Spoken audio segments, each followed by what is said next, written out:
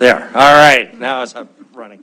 Welcome, everybody. It's August 12th, 2024. This is a regular business meeting, the Billings City Council. If anybody needs a copy of our agenda, there's one back on the gray cart back there.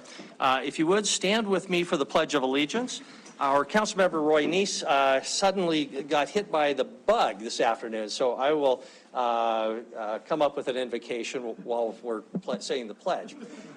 I pledge allegiance to the flag of the United States of America and to the republic for which it stands, one nation, under God, indivisible, with liberty and justice for all.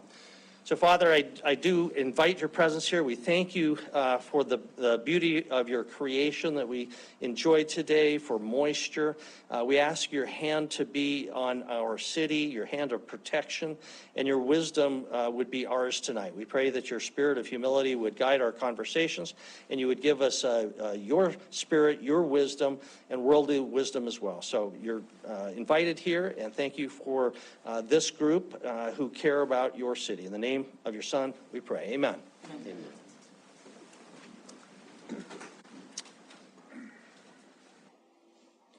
Tony, would you please call the roll? Councilmember Shaw? Here. Gulick? Here. Neese? Is excused. Owen? Here. Joy? Present. Kennedy? Here. Tidswell? Here. Aspenleiter? Here. Boyette? Here. Rupsis? Here. Mayor Cole? Here. Council, we have minutes from July 22nd meeting. There was one minor typo that was corrected by Councilmember Neese, communicated by to the clerk's office. It's already been incorporated. Is there any questions or motion relating to that? Councilmember Boyette. Thank you, Mayor. I move that we approve the July 22nd, 2024 minutes as read with the additions. Second by Councilmember Tidswell. Any discussion? Seeing none, if in favor of the motion for approval, minutes of July 22nd, please say aye. Aye. If opposed, nay. Motion passes unanimously. Courtesies this evening, I just want to extend congratulations to the Billings Scarlets, who are the first team from Montana to make it to the American Legion World Series, being Northwest Conference champs. That's a big deal. So congratulations, Scarlets. We wish them the very best in their upcoming World Series tournament. So congratulations. Any other council courtesies this evening? Seeing none. We do have a proclamation this evening. Our St. Vincent Hospital has a tremendous birthday coming up. And in recognition of that, and we also have the head of the foundation with us, which I'll turn over to Tyler in just a minute, but I want to begin by reading our proclamation, which reads that whereas the courageous Sisters of Charity of Leavenworth came west to respond to the critical needs of God's people 125 years ago, and whereas those same sisters founded St. Vincent Regional Hospital as a ministry of the church that has continuously served the people of Billings and the region for 125 years.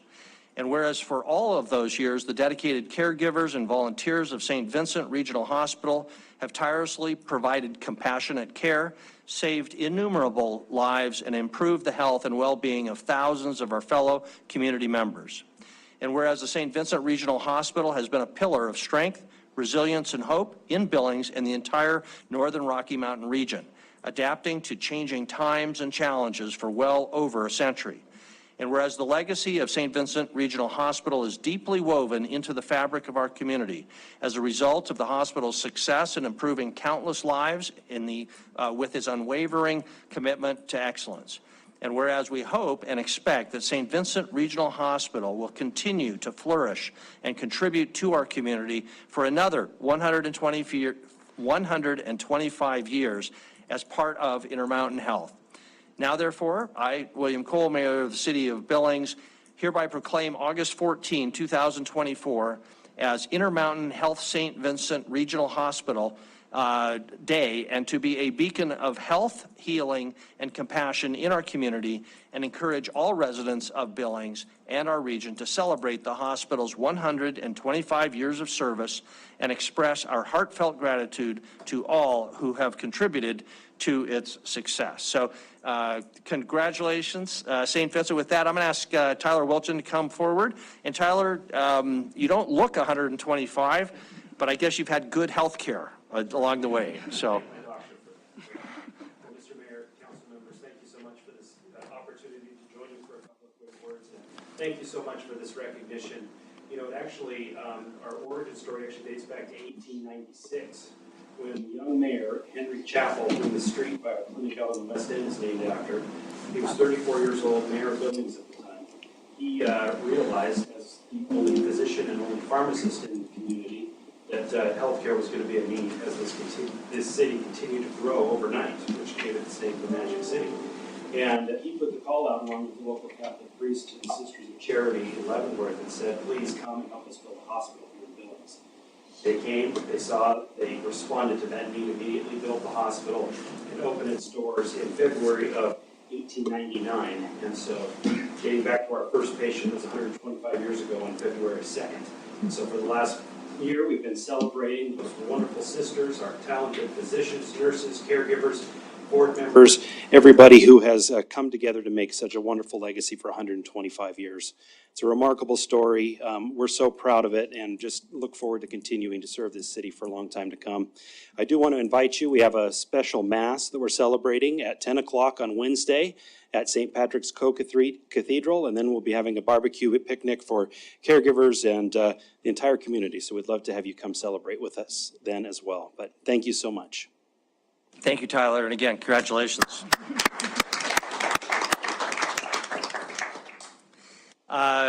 Council reports. Any council reports this evening from organizations we serve on? Councilmember Joy? Thank you. The Community Development Division Board had its meeting and look forward to having an invitation for the foreclosure on St. John's when that project is finished and the property has completely been remodeled and the first-time home buyers will be able to move in. There'll be an open house and we hope maybe the mayor will be there to cut a ribbon. Thank you. Very good. Thank you. Any other council reports? Councilmember Aspenleiter? Yeah, thanks, Mr. Mayor. I had the opportunity while I was down in San Diego last week to go see the North County Family Justice Center while we were on our trip. I'd encourage you all, as you're out and traveling, if you have an opportunity, take some time and find one, if there is one in the city that you're going to, and take some time to go through it.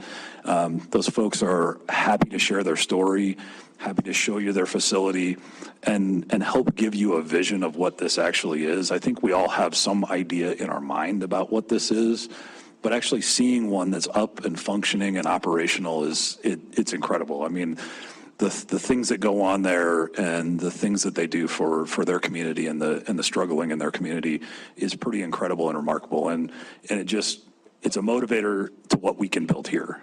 So it was a great opportunity. We'll have a lot of those opportunities, but I encourage you all as you're out traveling, if you have an opportunity to take 2 hours to go see one of those facilities, please do it. It'll change the way that you think about this and the way that you look at this as an opportunity. Very good. Thank you for that. Any other council reports? Don't see any, so we'll move on to our city administrator reports. Anything, Chris? Yeah, Mayor and Council, just a few things. First, a big thank you to the Parks Department, Public Works, and our citizens who have been reacting to the storm and the cleanup. There's still work to be done, but everybody has really come together well. The cleanup sites where people are dropping off branches, those will be open at least through this next weekend. We understand, people often can't get to that stuff until the weekend. So there's a lot of wood piling up. If you've been to any of those sites, they've come in real handy, and we've had some good partners in our community volunteer to use their sites to make it convenient as well. So I wanted to thank Parks, Public Works, and our citizens, and then recognize that those will continue to be able to drop off sites for folks. Next up, specific is City Hall and services. Most specifically, what we've got on the screen there is the official move, so to speak, has begun in that those services that were currently or in the past out of the Miller Building, just a couple blocks from here, so community development, building, et cetera, those we've moved out of that building. Yellowstone County asked that we move out as soon as possible to help them with their renovation. They've purchased the building. And so on the screen here, and we've been pushing this information, we'll continue to both traditional media, social media, signage, continue to share with you guys where each office is as we essentially, for the most part, work remotely over these next several months because we're not ready to move into the new City Hall. So you can see community development, basically working remote from home, building division, their office for customer service is at the library. So that we hope once people get accustomed to that, good parking, good location, planning is actually sharing here at City Hall with us. GIS also here at City Hall, and code enforcement at the Crime Prevention Center, so that's just a couple blocks away. So if you can help us, we're trying to just make sure people, until you actually need the service, no matter how long that sign's been on the door or the information comes, sometimes it doesn't hit you till you actually need something. So if you can help us, we want to continue to get that word out. 2 more items or 3 items specific to tonight. Consent agenda items 1C, that's the 911 phone and radio recorder, and 1K, that's the condominium declaration. We'd ask for a motion to remove those. We'll bring them back to you at a future meeting. We just want to make some tweaks to the second one and frankly want staff available that wasn't available tonight to be able to answer any questions if they come up on the 911 system. And then last but not least, there are no ex parte communications that came in late this afternoon. So with that, that's my administrative report, Mayor and Council. Very good. Thank you, Chris. Before we jump into public comment on the items 1 and 4, is there a motion relating to our agenda? Consistent, Chris.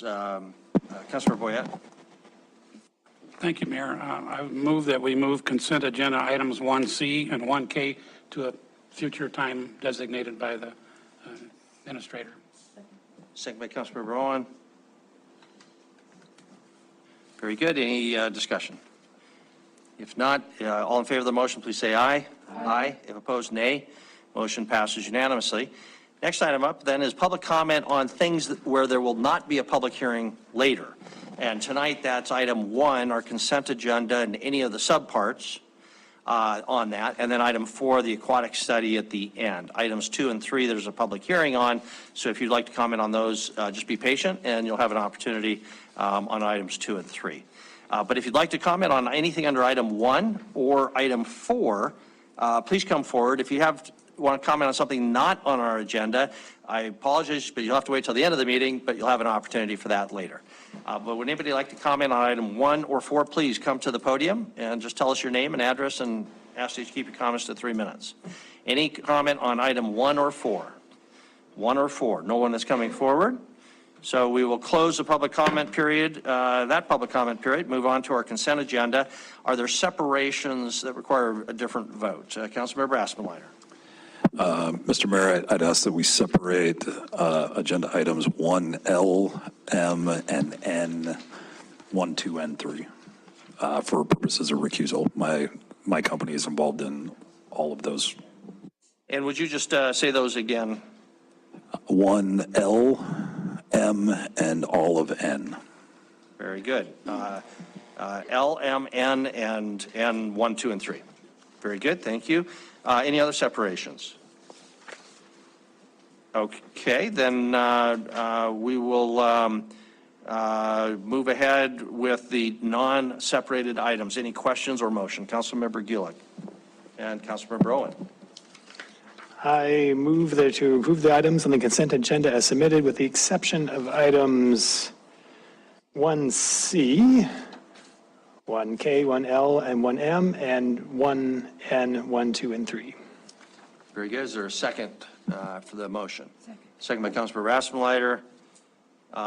Any discussion now on the motion? Councilmember Owen. Thank you, Mayor. I just have a couple of questions that I'm hoping at least Chris can answer. First on D, which is the purchase of the vehicles. I'd heard just some rumors, so I just wanted to clear up. So what the staff memo says is we're moving money out of personnel into equipment. And I just wanted to make sure that we're all on the same page. So these vehicles are for some of the new officers allocated in the fiscal year 25 budget, correct? I cannot answer that, so I'm going to ask Kevin if he can help me. That's correct. That's correct. Okay. So I had heard sort of a kind of throwaway comment that council was willing to delay hiring these people to allow the purchase of equipment, which I don't think is what we discussed at all. I think what we discussed is we recognize it takes time to recruit and phase people in, but I just want to make sure we're still on track hiring wise and that we're not somehow only buying gear this year and hoping in the future we're going to add these cops in later. That's also correct. Okay, perfect. My next question is to F. I don't know if you guys can answer this or if Mike Pig needs to answer this. I'm curious as to why we're using the matching grant dollars instead of what I think is a little residual cash in lieu funding in the High Sierra account. Because I'd sure like to see that matching grant go as far as it can.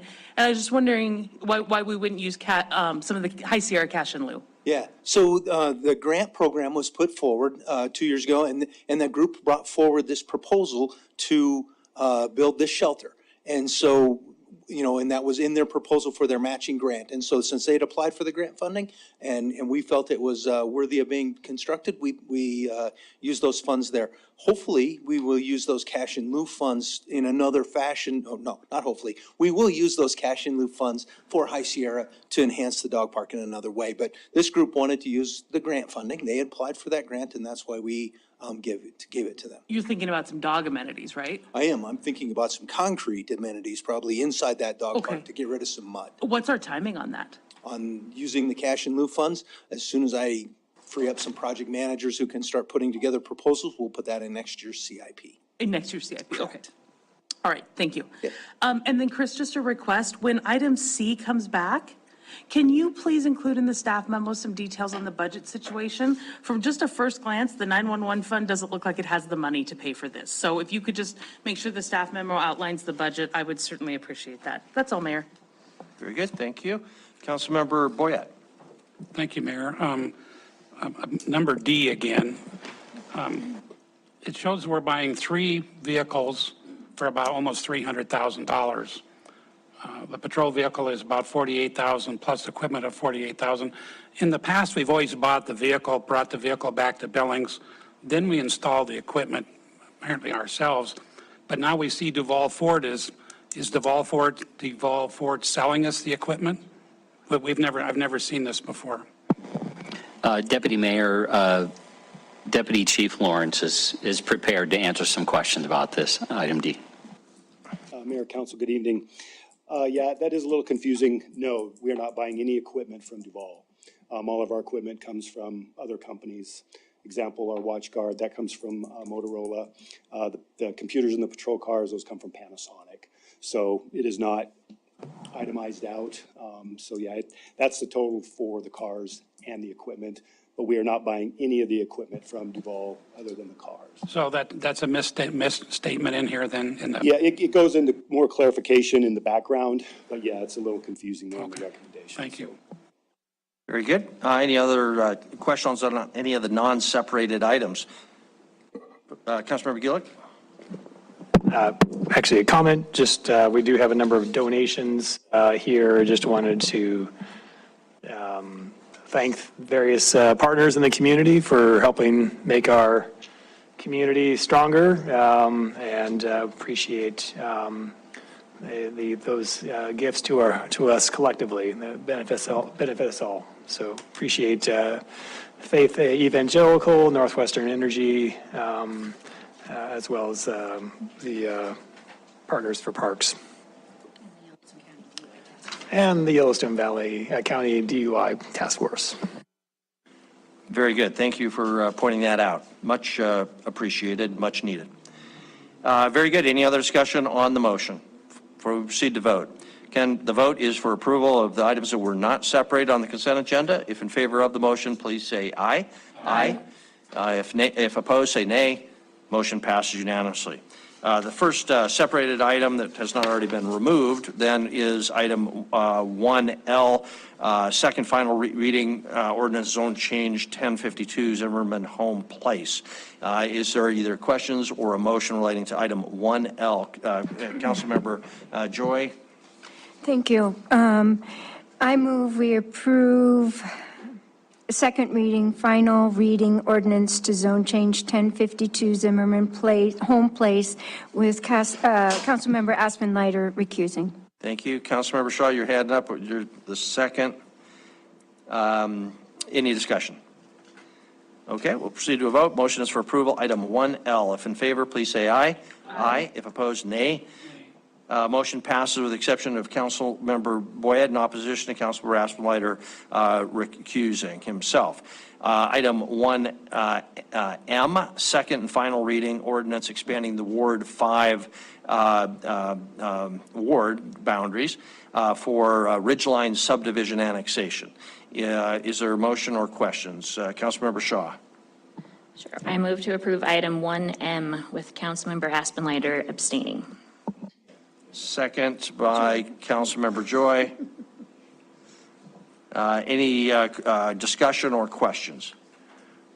Okay, if in favor of the motion for approval, item 1M, please say aye. Aye. If opposed, nay.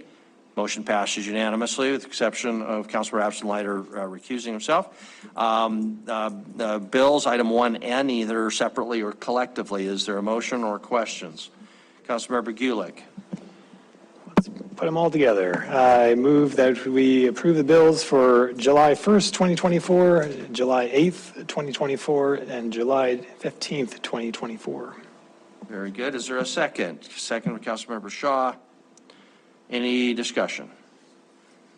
Seeing none, if in favor of the motion, which is for approval of item 1N, 1 and 2 and 3, please say aye. Aye. If opposed, nay. Motion passes unanimously. That concludes item 1, our consent agenda. Brings us to item 2 on our regular agenda. Tony, would you please read item 2? Item number 2, public hearing and resolution approving the vacation of Block 51 Foster's Addition Alley. Staff recommends approval. Thank you very much. Is Debbie our presenter?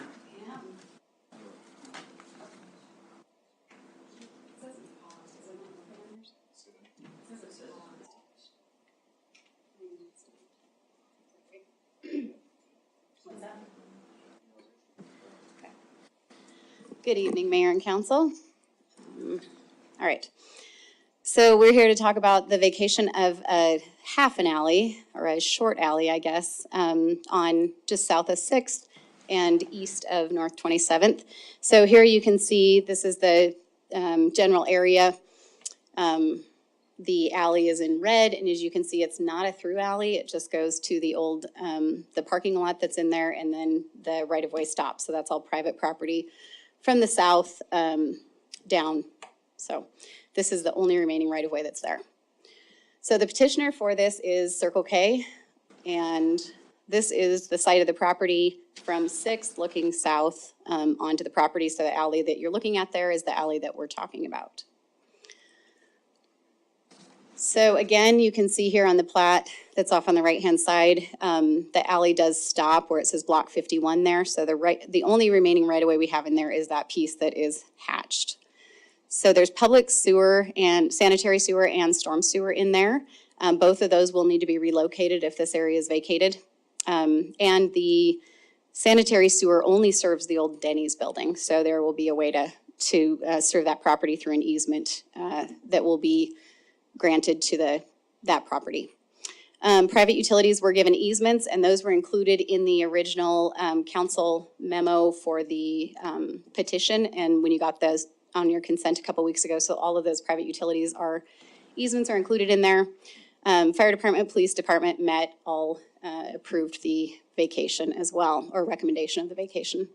The benefit of getting this alley or vacating this alley is that right now we have we have some maintenance in there for dead end sewer lines and an alley that goes to nowhere, so it would reduce some city maintenance. So the way that we determine valuation for vacation is in the city code, and in it, we talk about getting an appraisal. Administrative Order 56 was done a long time ago, and it allows us to look at a couple of different ways to figure out the valuation for properties.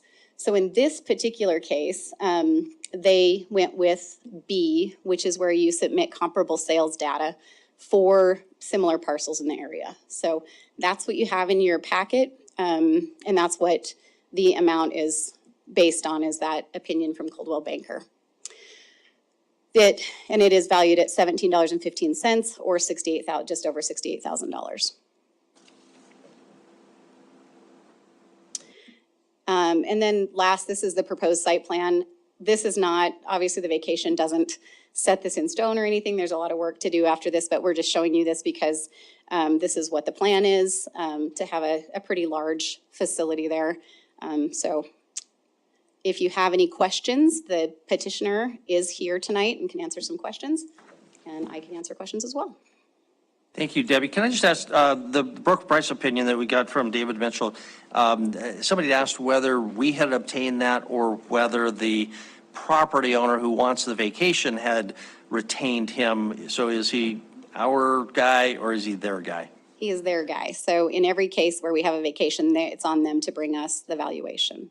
Okay, so obviously we're not bound by that. They pay for it. We saves us the cost, but Right. They do retain him and pay him. Okay. Right. Okay, very good. Thank you. Councilmember Gillick? Is the 68,000, is that for the right-of-way just under the Circle K property, or because there's also the old Denny's, which is what the Ryan family owns? Is that also included in that? It is the right-of-way shown here, and it's where it dead ends right now. So if you look, this is probably a better way to see that.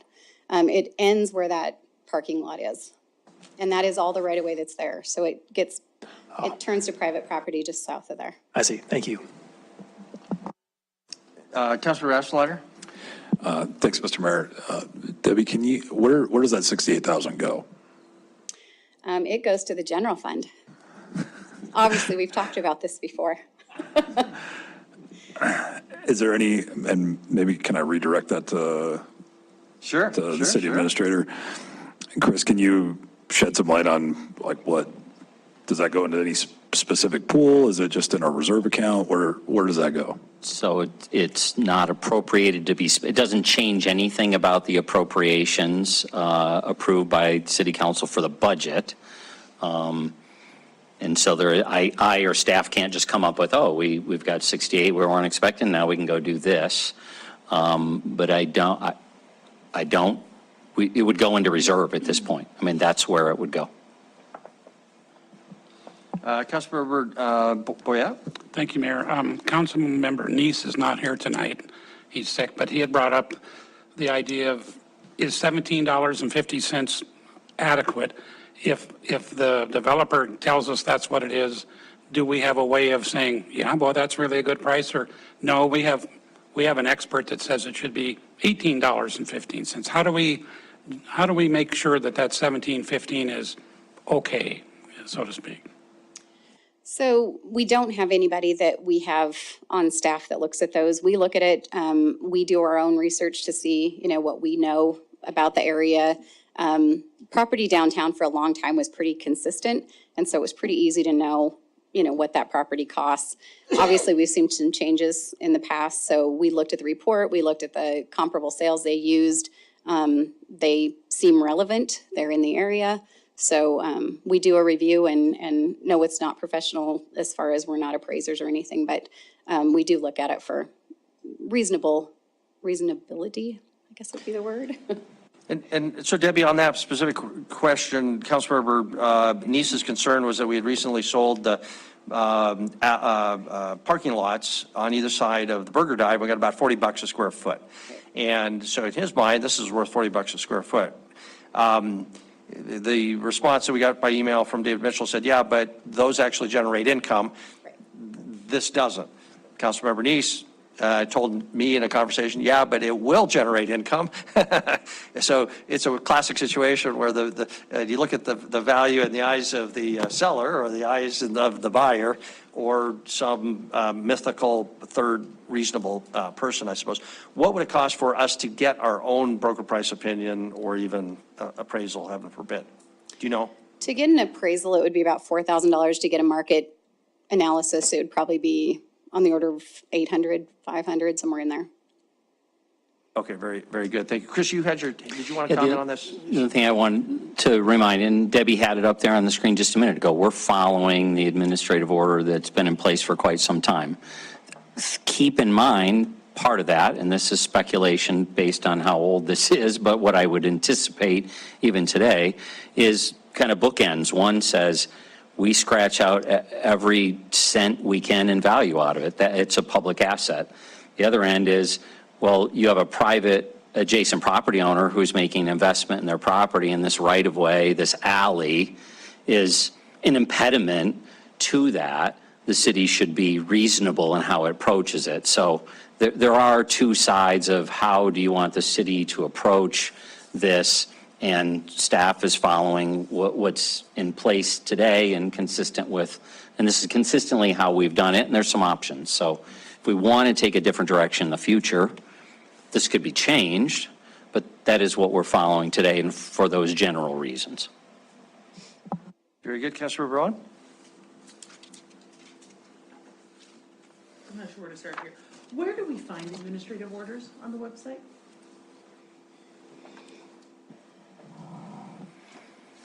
Should be able to be found through our clerk's portal. I don't know that they are, though. Yeah, I'm not very confident. So I guess here's the core question I'm trying to get at. This order cites to what is now section 22601 of the Billings Municipal Code, that ordinance. And in it, the ordinance says that the city appoints an appraiser to estimate the value of the property, and that the fee must be paid by the appraiser. That's what the ordinance says. But then this AO is issued saying, except sometimes we won't do that. And I'm just wondering how. How can a city administrator, obviously not you, but how can a city administrator write an AO that directly contravenes what the ordinance says? There shouldn't be. I mean, there shouldn't be a contradiction between the ordinance. Do you think those are contradictions? I would. I'm kind of jumping you. Yeah, so I mean, Gina and I would look at that and confirm if there's a contradiction there, then it should be updated and rewritten. Okay, so I think that's probably worth exploring. I want to understand how you then, given sort of this administrative order that gives some authority to just say, you know, the petitioner is going to submit their appraisal, which is not unreasonable. It just doesn't seem to be what the ordinance conceives of. But regardless, how do you know that this is in the taxpayer's best interest? What are your criteria in recommending this to council? How do you ensure that we're protecting the taxpayer interest? So it would be in utilizing our staff, as Debbie pointed out, as to whether these numbers make sense to us. So, you know, it's not the extreme of paying an appraiser to give an official value, but there's buying and selling or prior rights of ways. This isn't the first vacation. It's not a regular occurrence, but just kind of testing, where does that fit? Is it reasonable what's being presented as value? You think the comps in here are appropriate? I'm not going to try to stand and say that I'm an appraiser or somebody. Neither are we. I picked up the phone and called David this morning to get his feedback on to Councilmember Neese's question. And the response I got was straightforward. The difference between, I'm sorry, looking for the terms, a piece of property that's generating income, that was one. And secondly, the width of the alley in and of itself is not wide enough to build something on. So that's going to reduce the value of its in itself from what we otherwise might say is a buildable piece of property downtown. So separate and apart from tonight, I'd like us to look at and make sure that we don't have a conflict here. Okay. Gina, for tonight, because we do have to deal with this, if we are operating under an old administrative decision that is inconsistent because it doesn't involve an appraisal, unless the word appraisal in that was a little a appraisal, right? I mean, just some broader estimation of value rather than what we think of as a certified appraisal. Should we just put this off until you've had a chance to look at that, and or do you have an opinion about whether this administrative rule is consistent with that ordinance? Because we all agree we don't want to act inconsistent with our ordinance. Thank you, Mayor. Unfortunately, I haven't looked at that, and I was just trying to pull up the section that Councilmember Owens said was the code section that was applicable, and I'm having a difficult time finding it. Did you say 22-601? 601. 601, okay. And so it would be subparagraph 4, a statement acknowledging that the city will appoint an appraiser to estimate the value of real property being vacated and agreeing that the fee will be paid by petitioners.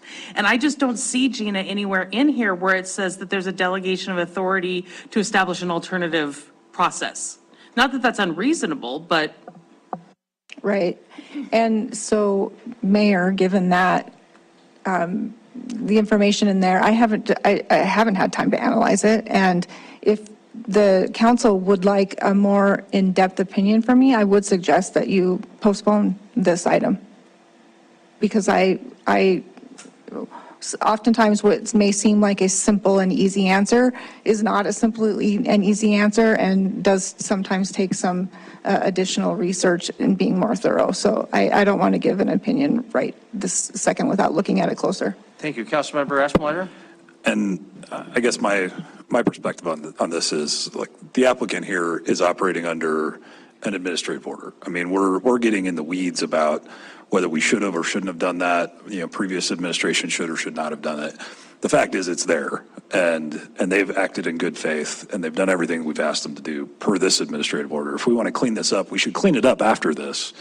But I don't think it's helpful or beneficial to anybody to delay this for weeks or months while we try to clean this up and then have them restart a different process, likely to get to a very similar outcome. I think we're kind of spinning out about, you know, we should, I agree with Councilwoman O, we should clean this up, but I don't think we need to hijack this application and process for that reason. Mayor, if I could just respond. Sure, go ahead, and then Councilmember Joy. I totally agree. I don't think that we need to hijack this tonight. What I'm curious is if we have the ability to just essentially deem this appraisal as our appraisal.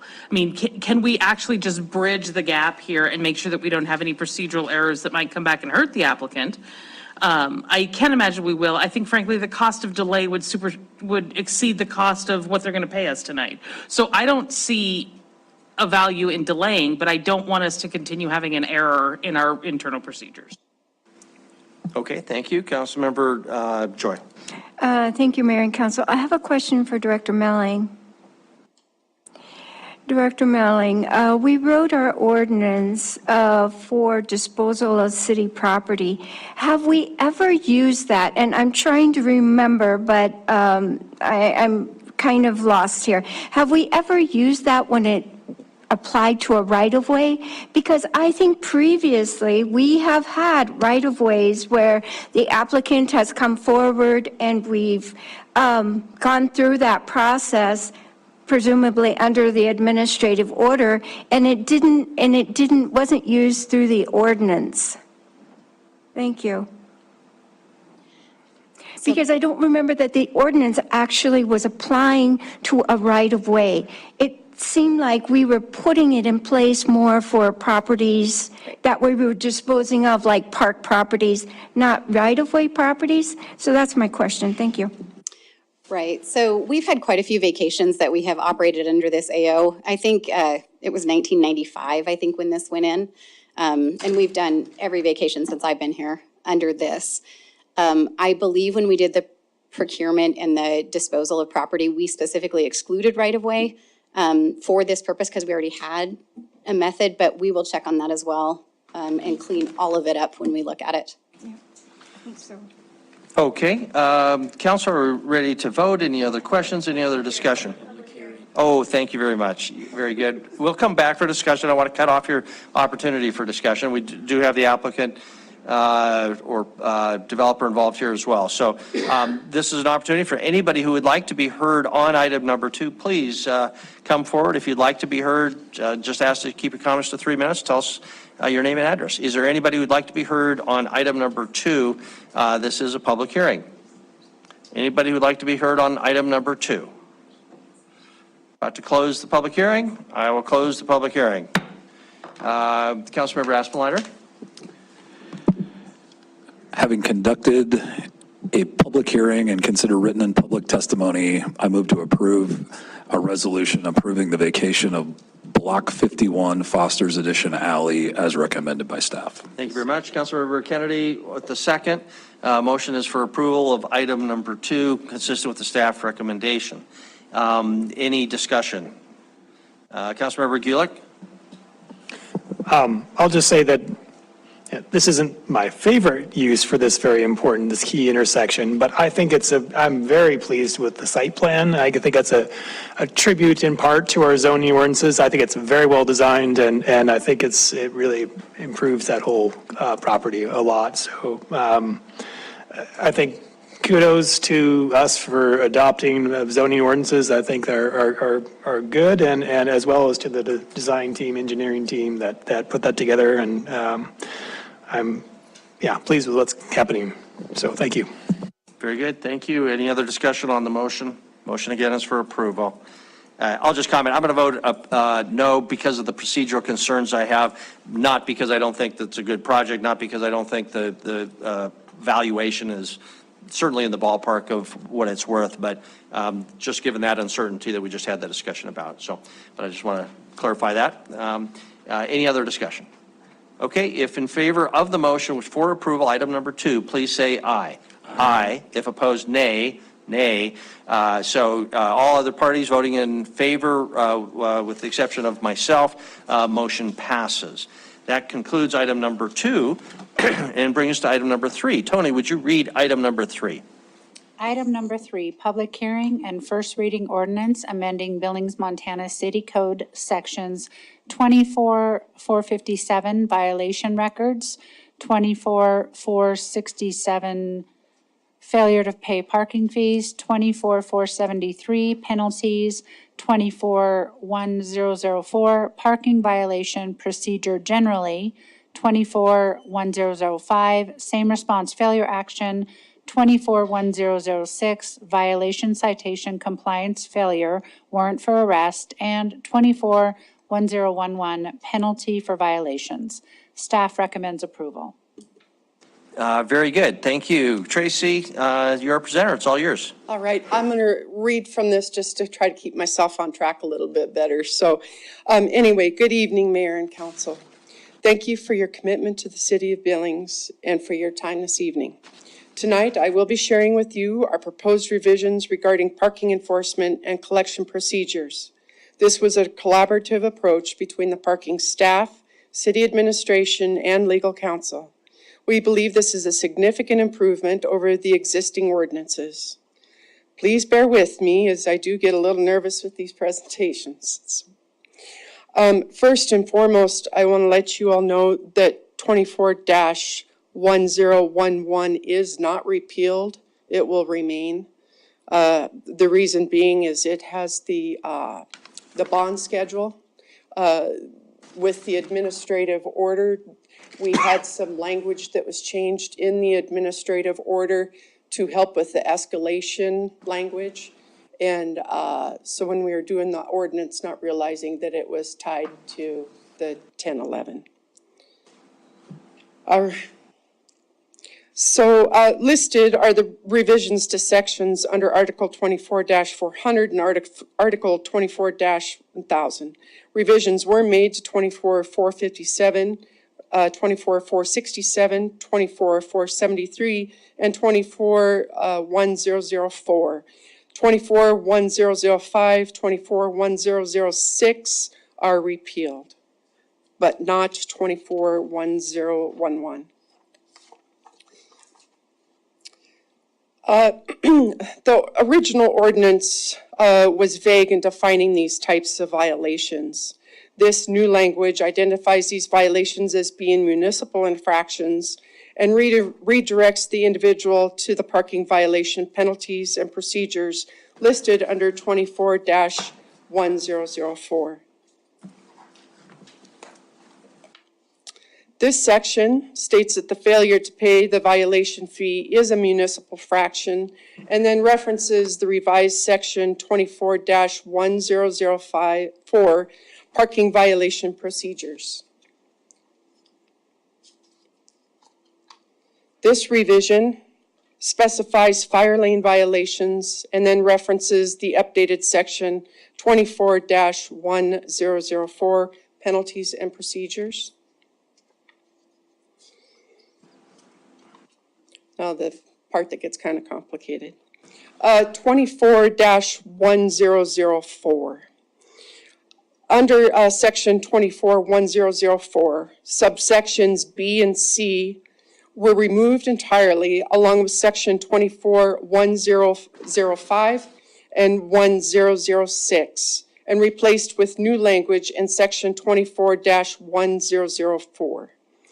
In this section, subsection A, the revision clarifies what types of vehicles could be cited, not just motor vehicles, but also unattached trailers and campers. What type of information is included on the citation, how the citation is delivered. The citation could be affixed to the vehicle, it could be given to them, or it could be sent in the mail. Typically, the ones that are sent in the mail are for drive-offs. And then also it talks about who is responsible for the citation. It is the registered owner that is responsible for that citation. We do receive a lot of people that are surprised to hear that. Many people keep their plates on their vehicle when they sell it, unfortunately, and then the person doesn't re-register it.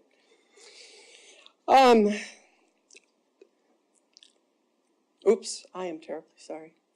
24-1004, the revisions with this section identify the city employees who have received authorization to write parking citations, as well as indicating who has the authority to immobilize and or impound a vehicle.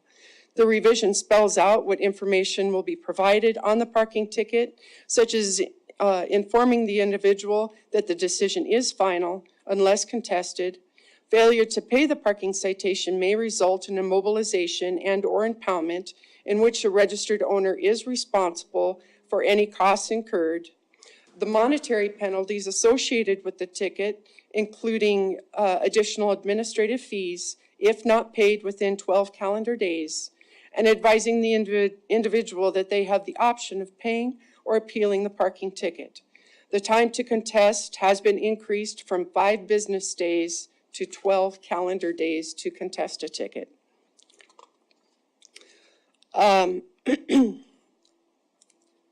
Subsection B 2 through 4 reiterates that the notice of violation has been committed and is final unless the owner contests or appeals it.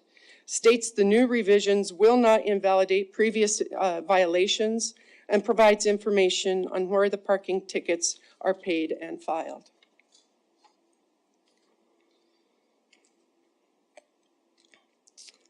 All right, on this section, when the individual receives a parking ticket, they have 12 days to either pay the ticket or contest it. Once the 12 days have passed and no action has been made, a $20 administrative fee may be added to the parking ticket. Within 60 calendar days, and the reason it's 60 is to kind of cover if there's any issues with file transfers, servers going down and that sort of thing. Generally, we get this, what we consider as a last notice. It's out within 30 days of when the ticket was issued. So this written notice, including the amount and the potential administrative, will be mailed to the last known address of the registered owner. When a new plate is entered into the software. I apologize, Tracy. Sorry to break your train of thought here. Councilmember Kennedy had a question. When you go, if you go back to the last slide that you had, You said a $20 administrative fee will be added to the original penalty. Yes. What is your penalty for the parking fine?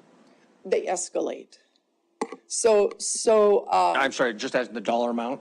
That's a dollar amount. What's the base dollar amount for a parking violation? they're all over the place. They go anywhere from $10 to $200.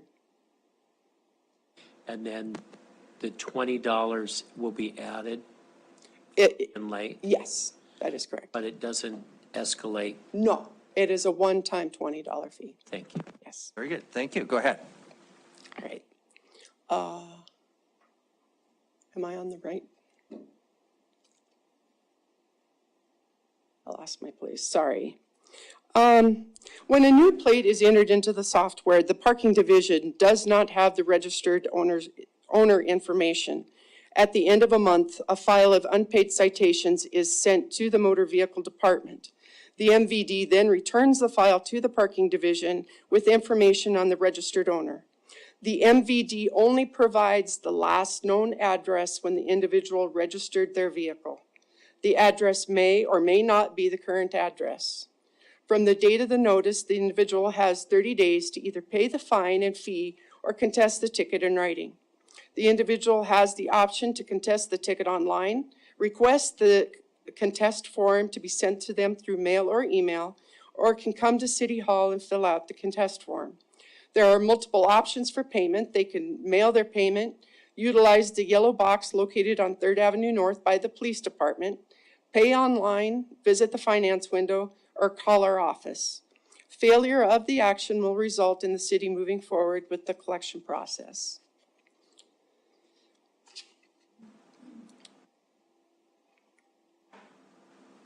Oopsie, sorry. See.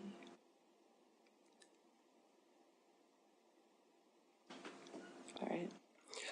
Any person that receives a parking ticket may contest the ticket in writing. The appeal must contain a written statement explaining why they believe they received the parking ticket in error. They can include photographs and any other information they will feel will support their appeal. The administrator reviewer, which will be me, has 20 calendar days from the date of the appeal to review the case and send a notice in writing informing the individual of their decision to deny, modify, or dismiss the ticket. An example of modifying the ticket is when a contest form is received, a parent states their child is a new driver, was in a hurry to get to school, parks too close to the fire hydrant, and receives a $200 ticket. This becomes a teachable moment. The individual would receive a reply informing them of the ordinance that states a vehicle must be 15 feet away from a fire hydrant, and the ticket is modified to a $25 no parking ticket. If the decision was denied or modified, the individual has 12 calendar days from the date of the administrator reviewer's notice to pay the penalty or petition for a rehearing. Failure to pay will result in the $20 administrative fee in addition to the penalty and authorize the city to move forward with the collection process. And once again, there's only one $20 fee. There's not like multiple.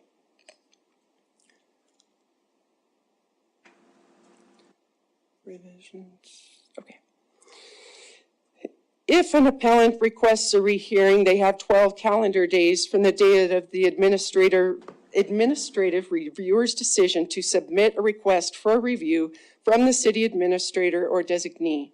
The administrative reviewer will not oversee the rehearing or make any decisions from the rehearing. The appellant is granted an opportunity by the city administrator or designee to provide evidence that the citation was invalid. The city administrator or designee establishes the rules and regulations for the conduct of the hearing. The citing officer is not required to be at the hearing unless requested by the city administrator or the designee. One postponement of the hearing will be allowed if the citing officer is not available at the time of the hearing.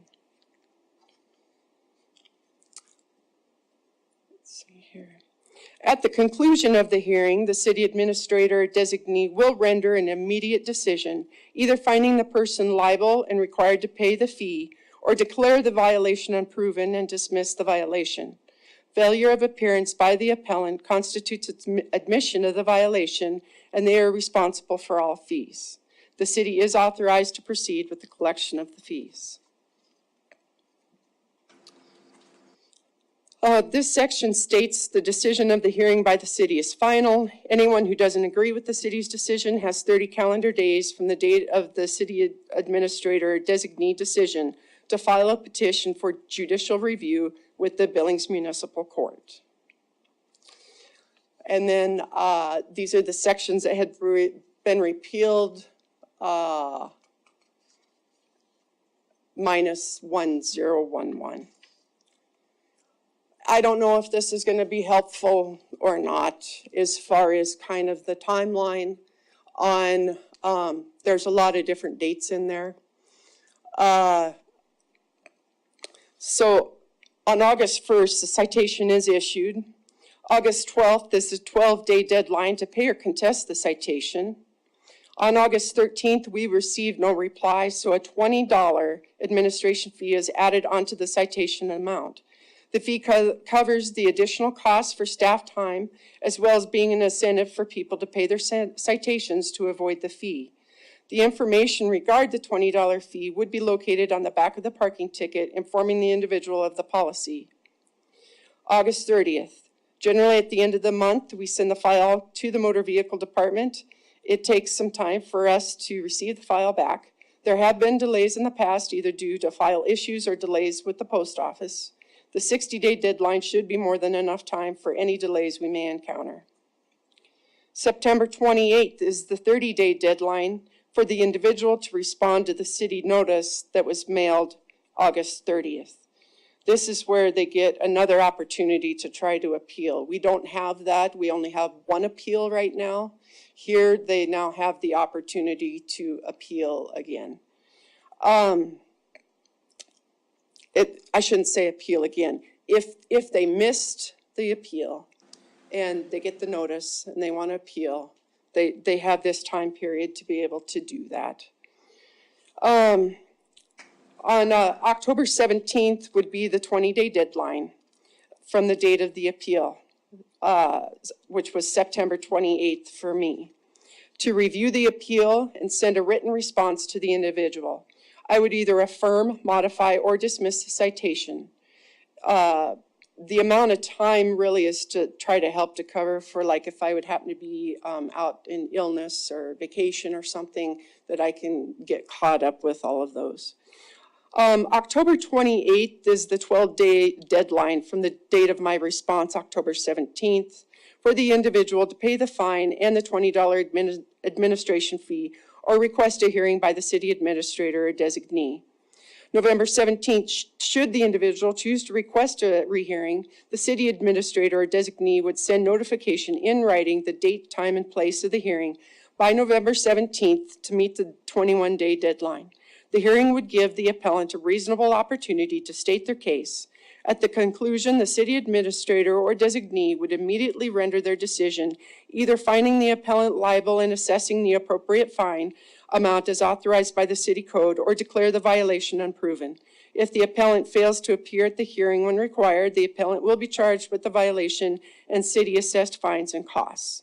The city is then authorized to collect the fine and the fees. December 16th is the 30-day deadline from the date of the rehearing for the appellant to aggrieve the decision made by the city administrator or designee and file a petition for judicial review with the Billings Municipal Court. And then January 7th, at 120 days from the date of the issue of the citation, the parking ticket, it would be sent to the collection agency. Just a little back history. During my tenure of 10 years as a parking manager, most of the appellants have not challenged my decision. I can think of only one time an individual threatened to take it to court, and it didn't happen. When I first arrived as the parking manager, my supervisor, Bruce McCandless, shared with me his view that instead of focusing on how much revenue we can bring in from parking citations, we should be city ambassadors and try to educate the people about our city's rules and regulations. I have adopted his view, and I have made every reasonable effort to educate the public, and I encourage our staff to do the same. Although not everyone will agree, and depending on the situation, quite a bit of grace has been granted to the public by me and the parking staff. At times, we may miss the mark, but we strive daily to be good city ambassadors.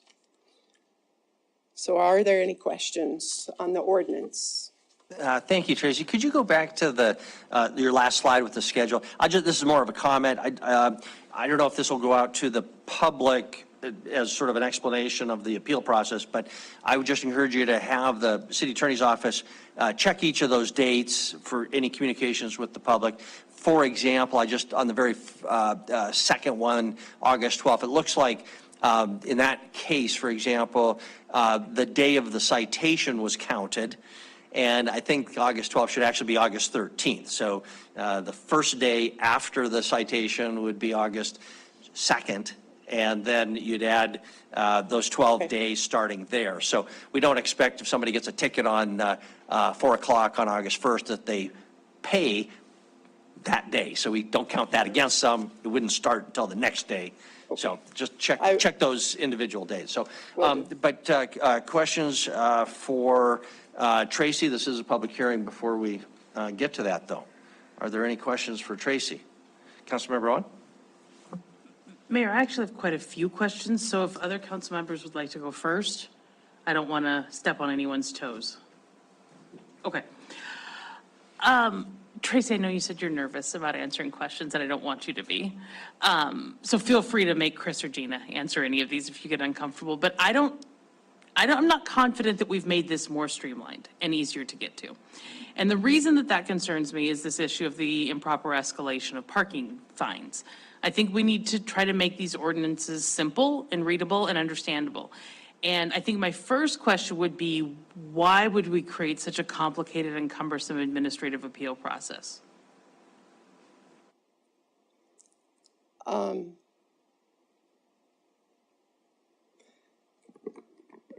Going through this, so we took, there were several examples coming from several different states in Montana, and they were reviewed, and Bozeman's ordinance was as close to what we do as how we operate.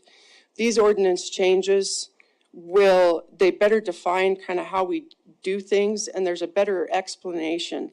The previous ordinance that was in there, it really was pretty vague.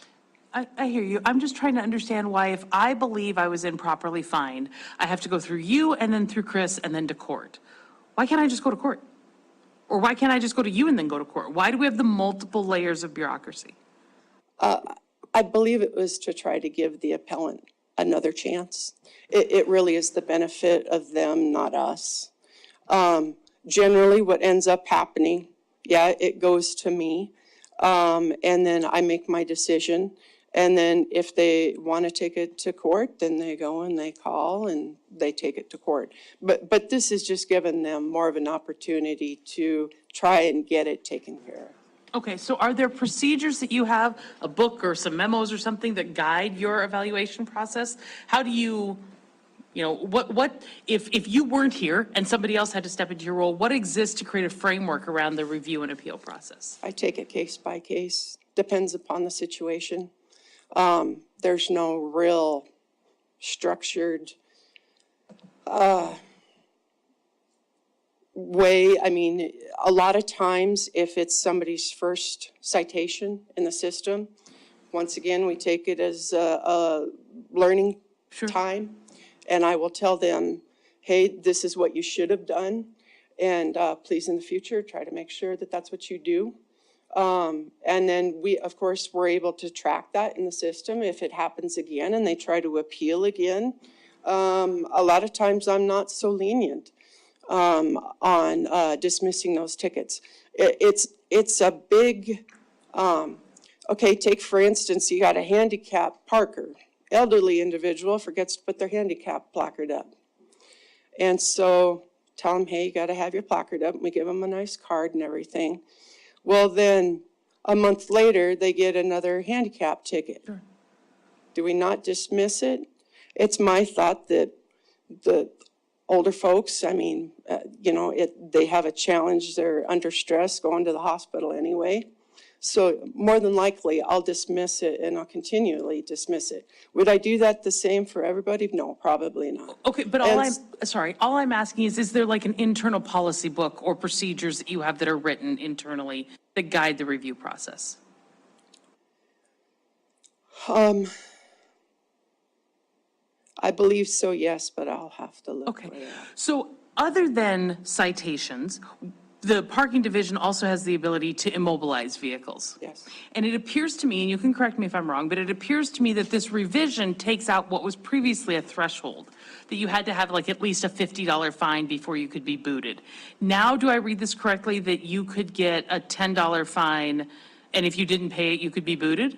No, I believe and I don't recall which section it is, but it talks about booting. That part wasn't taken out. This is just stating who can boot a vehicle. So code enforcement can't boot a vehicle. It is only the police department and the parking division that can boot a vehicle. And it's the parking division that has the boots. Well, police might too, for all I know, but. Okay, I'm not sure that that's the case. I think we've eliminated the threshold for when something gets, I think it looks like Gina's looking, so I can ask another question while she looks at that.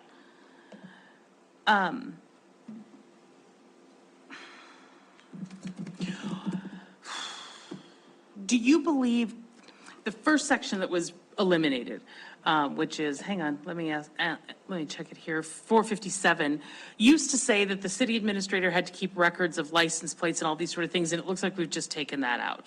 So are we getting rid of record keeping, or? We're not changing anything on what we've done. Everything is the same. Even though you're taking it out of the ordinance, the requirement that the city administrator maintain a registry of tickets issued and all those sorts of things? I don't know how to answer. Okay, that's fine. Councilmember Owen. Gina, go ahead. Thank you, Mayor. I believe, I'm trying to, I wasn't actually the one involved in the drafting of this, but those are all pieces of information and data that are still required. We have to maintain that information in order to sustain allegations, to prove violations. So while it may not be a city code requirement, those are still pieces of information that we would absolutely maintain. We can certainly leave that code section in there if that makes council more comfortable.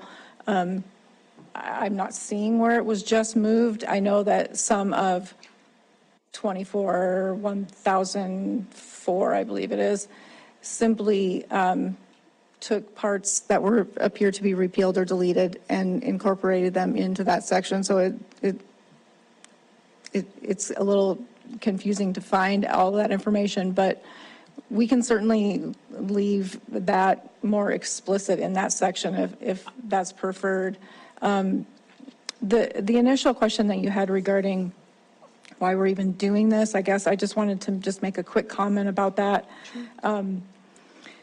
The parking violations are civil infractions, and the intent was to streamline it. It may not really look like it, but the intent was to streamline it, to align the city code with what the parking division's actually doing. Our previous code section was a little inconsistent and indicated they were civil infractions, while some other sections indicated they were misdemeanors.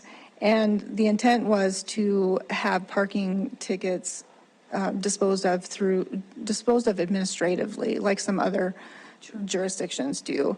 There are some jurisdictions that don't do that, and they handle them as misdemeanors, which means they have to obviously go to court and go through the guilty, not guilty, the disposition, the adjudication phases.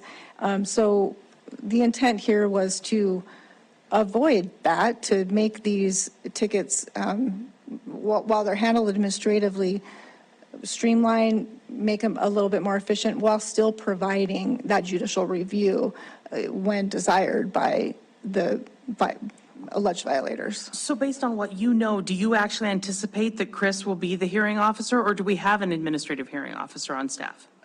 We don't have one on staff, but it it could be Chris, it could be the city administrator, or it could be somebody that he designates.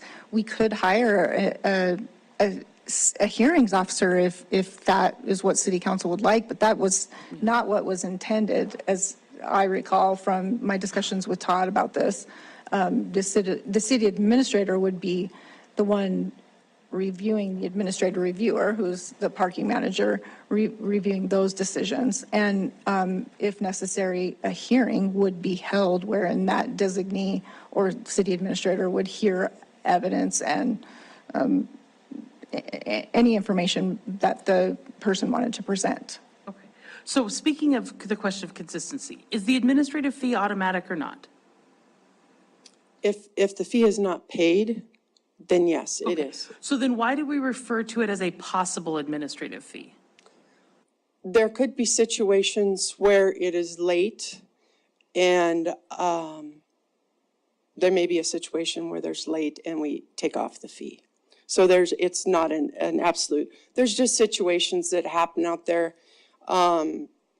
We can't paint everything into a box, whether somebody received the parking ticket and, somebody receives a parking ticket and they got a DUI that got pulled over and they're in jail for who knows how long.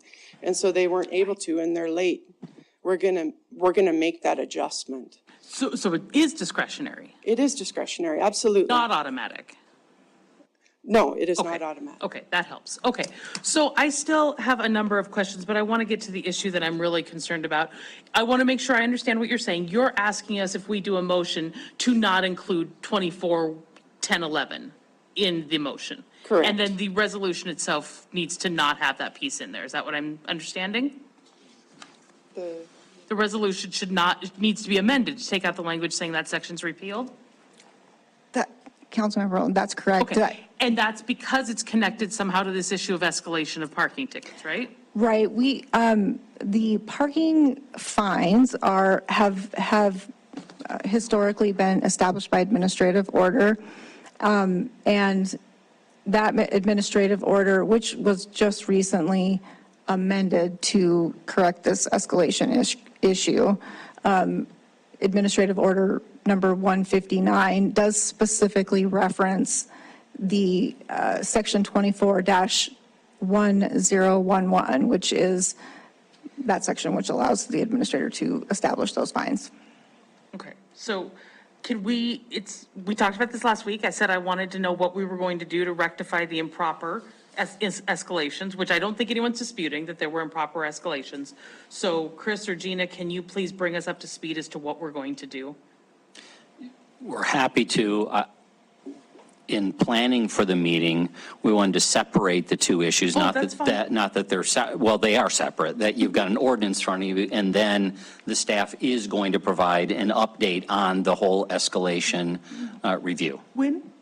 Here tonight. Oh, okay. Yes, But right I after. think the goal is to get the ordinance component that's dealt fine. with first, but then we'll give it back to Chris. Fine. So Mayor, I think we still need to do work on this. So I'm going to vote against this because I don't think it's ready. I think there are still inconsistencies. I think we've created a more burdensome, not less burdensome process. So I'm going to be a no on this tonight. I'd rather see us work on it and tighten it up a little bit, eliminate ambiguities, because I don't want to see a replication of the escalation issue. I think this should be very clear, straightforward, plain language, and I don't think we're there yet. So I'm going to be voting no because I'd like to see us do another pass at this. Okay, very good. This is a public hearing, so at this stage, I think we're in the questions for Stacy or for Tracy element before we go to public hearing. Are there any other questions before we go to public hearing? I don't know if I did, but it's picking up everybody's what they're saying. Okay, no, I'm not seeing any, so we'll open the public hearing and we'll bring it back to council. This is a public hearing on item number 3, the possible revisions to our parking ordinances. If anybody would like to be heard, please come forward. Is there any public comment on item number 3? Any public comment on item number 3? No one is coming forward? No one's coming forward, so we will close the public hearing element, come back to council. Council, are there still other questions for Tracy? Kevin oversees the parking division, or Chris? or motions as you'd please. Councilmember Joy? Thank you, Mayor and Council.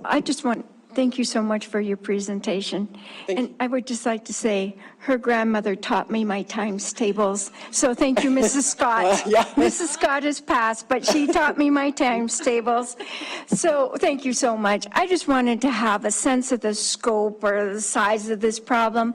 How many times a year do you really have to go through this appeal process? And as you said, no one has ever ended up going to court with one of these. How many times do you then have to go through the process where the city administrator or his or her designee goes through the process of a second chance for this alleged violator to have their circumstances heard? So how often does that happen? Because I really understand the concerns about the ordinance, but I'd like to know how big of a problem we've got. Thank you. Councilman Joy, thank you.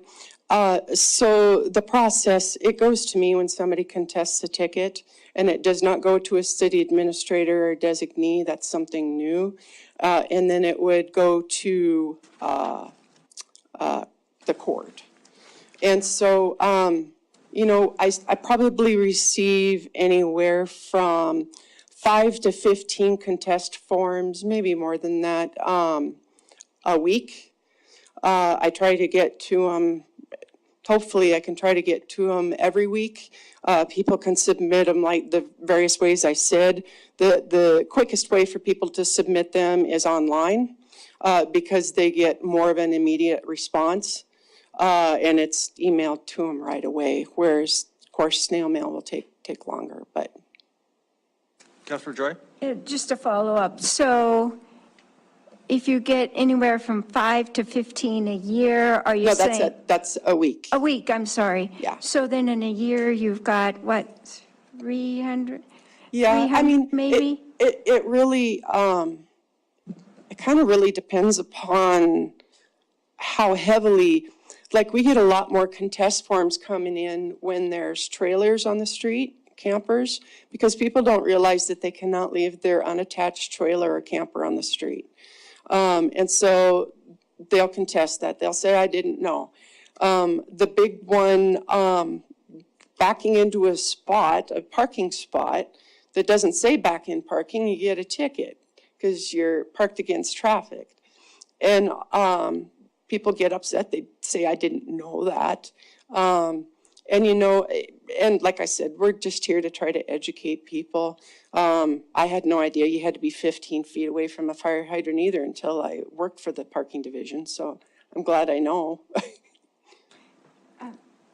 Thank you. And just to follow up, so these people, or this person who has a citation for leaving a trailer or a camper unattached to a vehicle is just in the downtown area?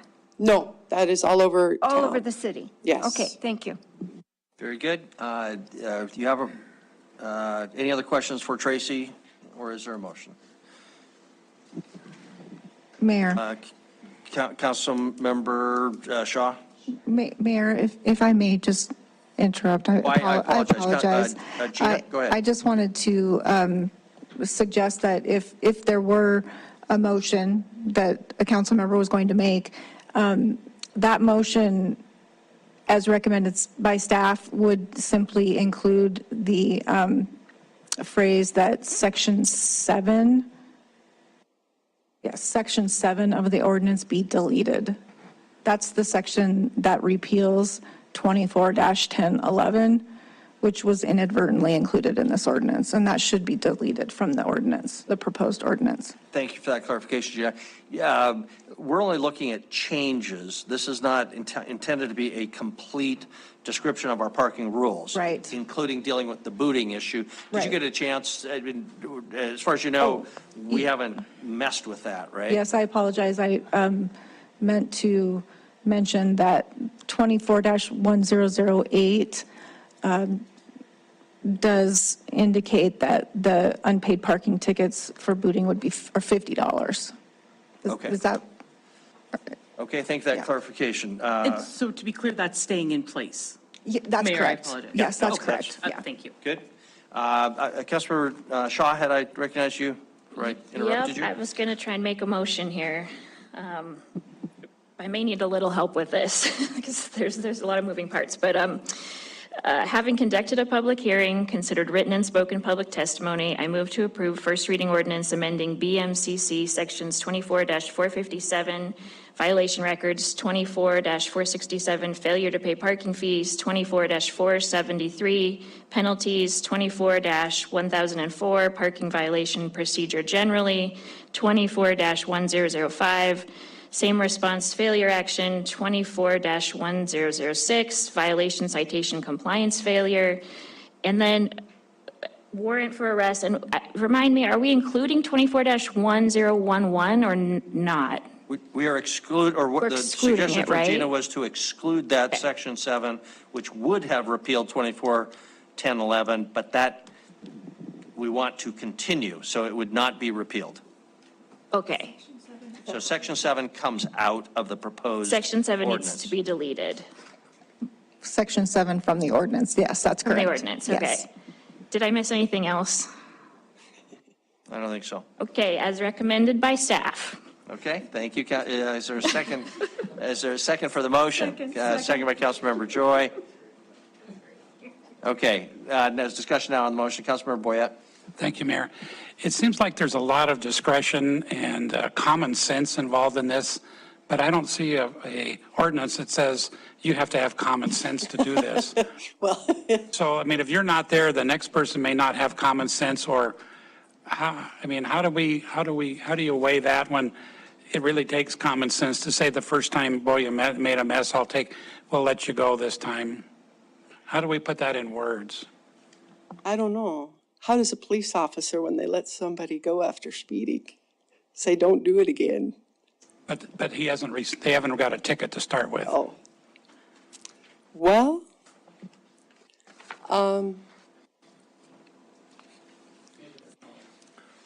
yeah, I guess If I may, Councilmember Boyette, Mayor and Council, the ordinance itself does set forth a standard procedure, and I think the common sense part of it really comes in more in the response to the citation, which is when a person gets a citation, these A, B, C, D, E, F, and G, that all applies.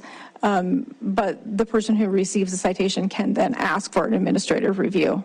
And that's where that common sense part comes in of the administrative reviewer, i.e. the parking manager. Okay, further discussion on the motion. Okay, Councilmember Joy. Thank you, Mayor and Council. And I just think that being an ambassador for the city is a great idea. I do. I really like that idea. A constituent called me one time, an elderly lady with poor health, and she said, "What do you do when you go downtown and you don't have a card to put in the machine?" I only use coins, and I can't park very far because I can't walk very far. And I suggested that she go to her doctor and get one of those cards that would make, she would be able to park in the handicap place. We have people of all different kinds of conditions in the city, and I do think that having a human being and a person who considers themselves an ambassador for the city would do much better than some of the other things that are available. And I'm sure in the future it will be AI deciding for you. So thank you for being an ambassador. thank you. Okay, thank you. Any further discussion? I'll just comment, I won't favor this, but I think the existing, or the proposal is significantly better than what we've got now. Reducing some ambiguity, establishing a clear procedure. But I don't disagree with the implication of Councilmember Boyette and first by Councilmember Rowan, that maybe at some point we will want to come back to this to give greater clarity to the discretion of the parking administrator, city administrator. Now it's very clear that they can change, they can dismiss, modify, or affirm the decision if the citation was issued in error. But what we're talking about is something just being nice. And we may want to come back to it and say, it's okay to be nice. Now, that brings with it its own dangers, right? So that would require some real discussion and looking at other examples. Maybe we want to go there, maybe we don't. But this is an advancement over what we've got now, but I don't want to say it's perfect or suggest that. So sometimes it's just hard to legislate niceness, and one person's nice is another person's too much liberty, I guess. So, okay, any further discussion on the motion? Okay, so the motion is for approval with the clarification that section 7 of the proposed ordinance comes out. If in favor of the motion, please say aye. Aye. Aye. If opposed, say nay. Nay. Voting in opposition were council members Owen, Aspenleiter, and Tidswell. All other council members voting in favor. Motion passes. That concludes item 3, what's on the agenda. But Chris, you indicated you want to give an update on the issue of the overpayments and refunds and all that stuff. So Yes. what do we know there, Chris? Our parking manager is prepared to do that, to start the dialogue, to let you know what's happening there and how it's being handled. And Kevin and I and Gina have time for Q&A, both the presentation and Q&A to answer questions regarding this issue. So I'll turn it over to Tracy to kind of give us background.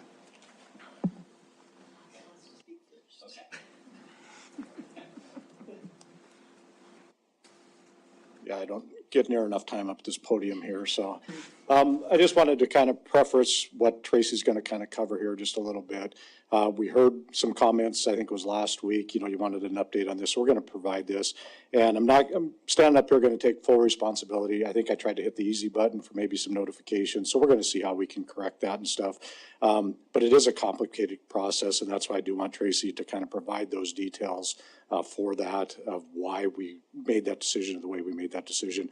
But I think we can do better with that. I don't think the dollar amount's anywhere near what people might be thinking of this possibility. But we do want to refund people that are due refunds, and we'll make an attempt, whatever is the best route to do that, to make an attempt to those. So she's going to explain this very complicated process that hopefully you can follow. So Tracy, I'll turn this over to you.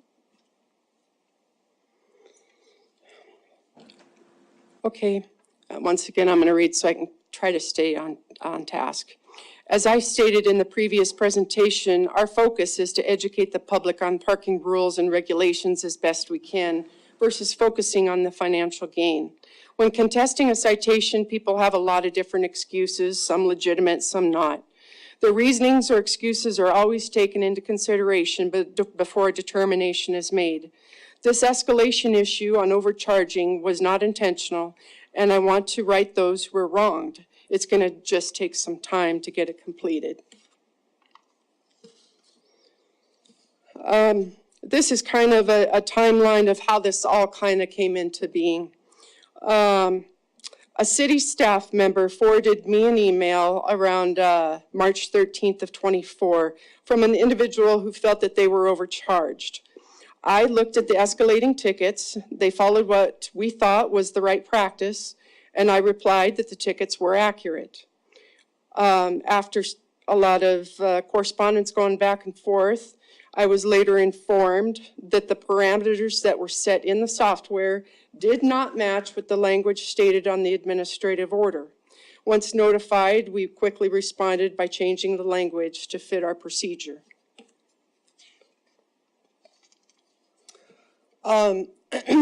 This is on that administrative order talking about the escalations. It's on the bond schedule on the very bottom.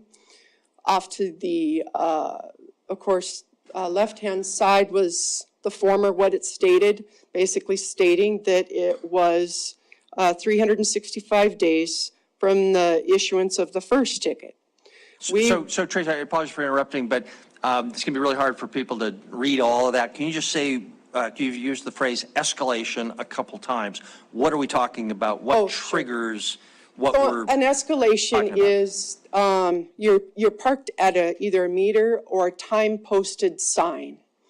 And this is to try to help with that turnover within the downtown for businesses and stuff, because people really like to camp out in front of their business. And so those parking tickets escalate to try and say, hey, your first one, right now the first one is $10. If you get another one, within 365 days, it's going to be $20. And it's going to continue to escalate up to $50. So it goes 10, 20, 40, 50, and then it remains at 50 until you would no longer have, at the time we were practicing, you had to be ticket-free for 365 days from the last ticket issued. However, that's not how the former escalation stated. And so is everybody clear on the escalated tickets then? So they're timed parking tickets, and parking enforcement are the only ones that can write those, because the handhelds have to escalate them. We can't escalate it like by hand. So anyway, let me see here. So then we ended up, it got changed. This was the new language as of March 27th, 2024, of the new language basically stating that you got to be ticket-free for 365 days from the last ticket issued. So it just fits more with what we were doing. Because I apologize again, what was the argument? Because that makes sense to me, right? You get 365 days. If you've been a good boy or girl, then we'll start the clock again. But what was the interpretation that was? That it started from the initial ticket. So the very first ticket that you received ever. Like in 1976 when I came over for the. It would, the first ticket that you would. That seems a little crazy to me, but okay, if that's what. The ticket that the ticket that you would receive, that first ticket you'd receive on your plate, because citations are connected to a plate, and then the plate numbers are associated with a person or business, and so that would be, you had 365 days. We just weren't doing it right. Is from the last, we were doing the last ticket, should have been the first ticket received. Okay, so it was ambiguous how we had drafted it, so now we're fixing it. It's fixed. Okay, we're not changing our interpretation. The interpretation's staying the same. We're clarifying the language for the benefit of the public. Nothing has been changed in the software. Okay, I apologize. You can go ahead. Okay, no problem. Okay, so the impact on ordinance revisions, the question was asked if this would have an impact, and I put it will not have an impact on the proposed ordinance revisions. Next, this is stating the potential of refunds. So we have escalation tickets. There's the first violation. There are 4,702 of them. And the total payment there is $47,048. Out of those 4,700 citations, it could be multiple people could have the first violation, and how they have that is it's dependent upon, like we'll have, if there's, well, I'll explain it later, I guess. There's multiple names in the system, and they're actually the same person. They're just, maybe it has my name with my middle initial, and then there's another vehicle that's the same plate that has my full name, and so on. So the system reads it.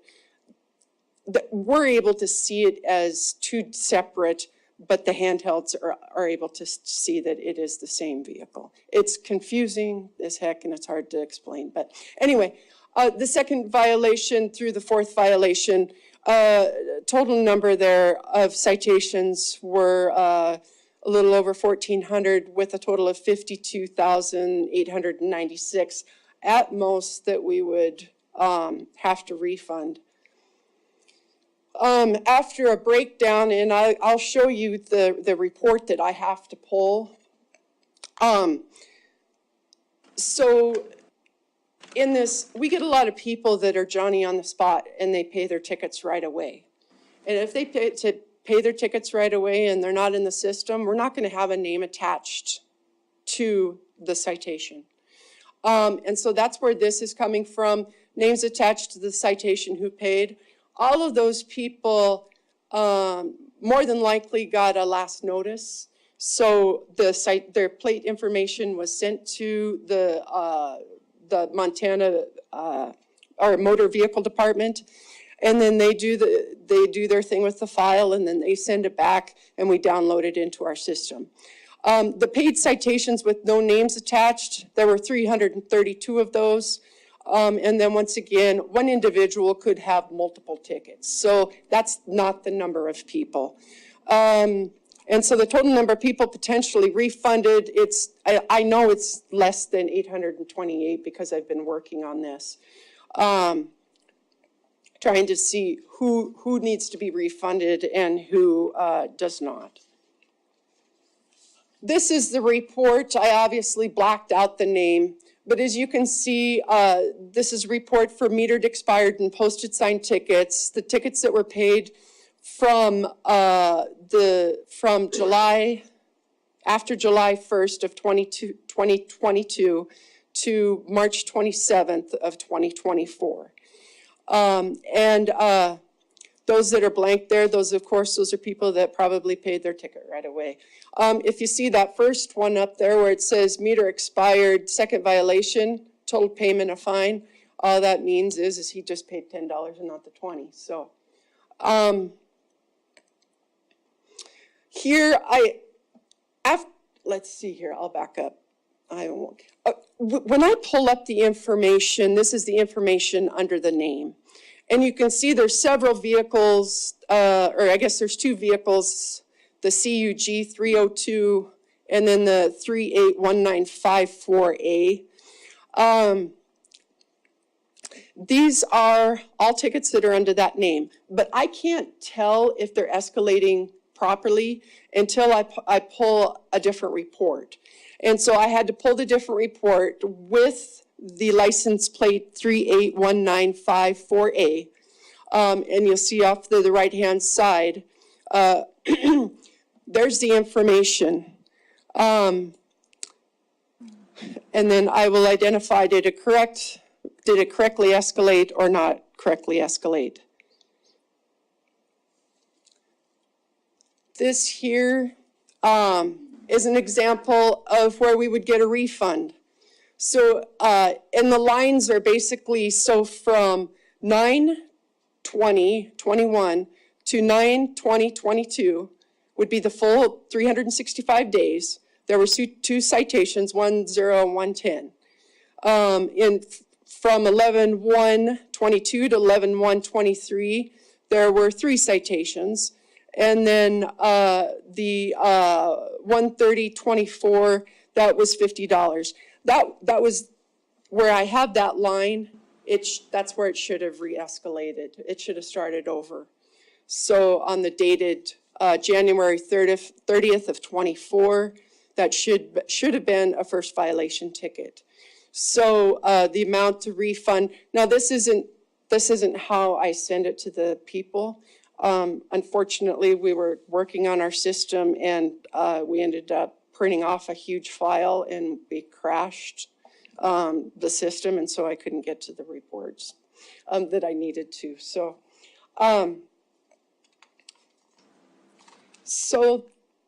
oopsie. I guess I'll just, so this next piece, so the parking division set the parameters. And the software company was told what to do. As a result, the software was unable to identify that it had overcharged or done anything wrong. And so that's why things have to be done manually. There's a few other reasons why they need to be done manually, and I'll show them to you here in a few other slides. To obtain owner vehicle information on unpaid citations, a file is sent to the Motor Vehicle Department. The MVD will return the file, and the information is imported into our citation software, and notices are mailed. However, every month we receive numerous 30-day notices that are flagged return to sender. And this is the information that is coming out of Ticket Track for their most updated registration information that they have.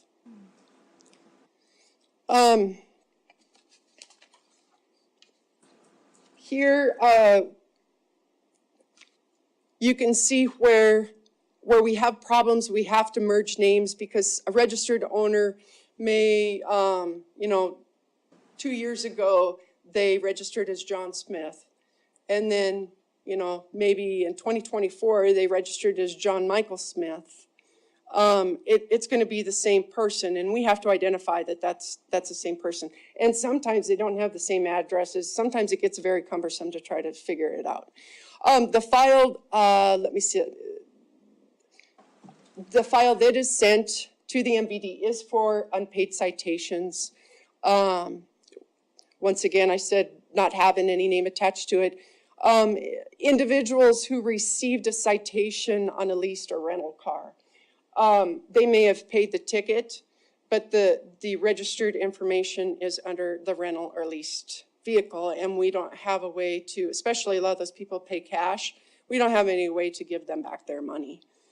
And then individuals who pay on a citation on a vehicle that is not registered under their name, who should receive the refund?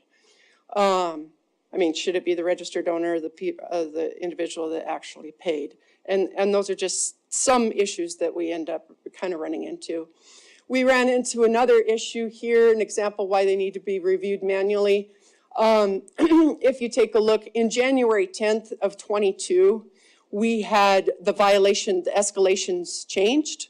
In 2021, they were 0, 10, 20, and 40. In 22, they were 10, 20, 40, and 50. So as I was moving through this, trying to see where the error was, I thought there was an escalation error. Until I noticed that the $40 ticket that says meter expired, third violation, it wasn't escalating improperly. It was just, that was what the fine was set at. So it was more of a timing issue than anything. The status of the refunds. 2 individuals have submitted escalation forms, request forms. 1 individual was refunded $10 and the other no refund. We had a situation where a gal, from July of 22, she has had 70 citations. 6 of the 70 were contested and voided. At the time, this individual owed $250 to us. The escalation in errors, we ended up taking off $100, writing off $100, and so her balance due was $150. When we see these, we'll go ahead and take care of them. The other issue with this is, and this gal has received hundreds and hundreds, it's probably in the thousands of dollars of fines. And generally, it's not her paying.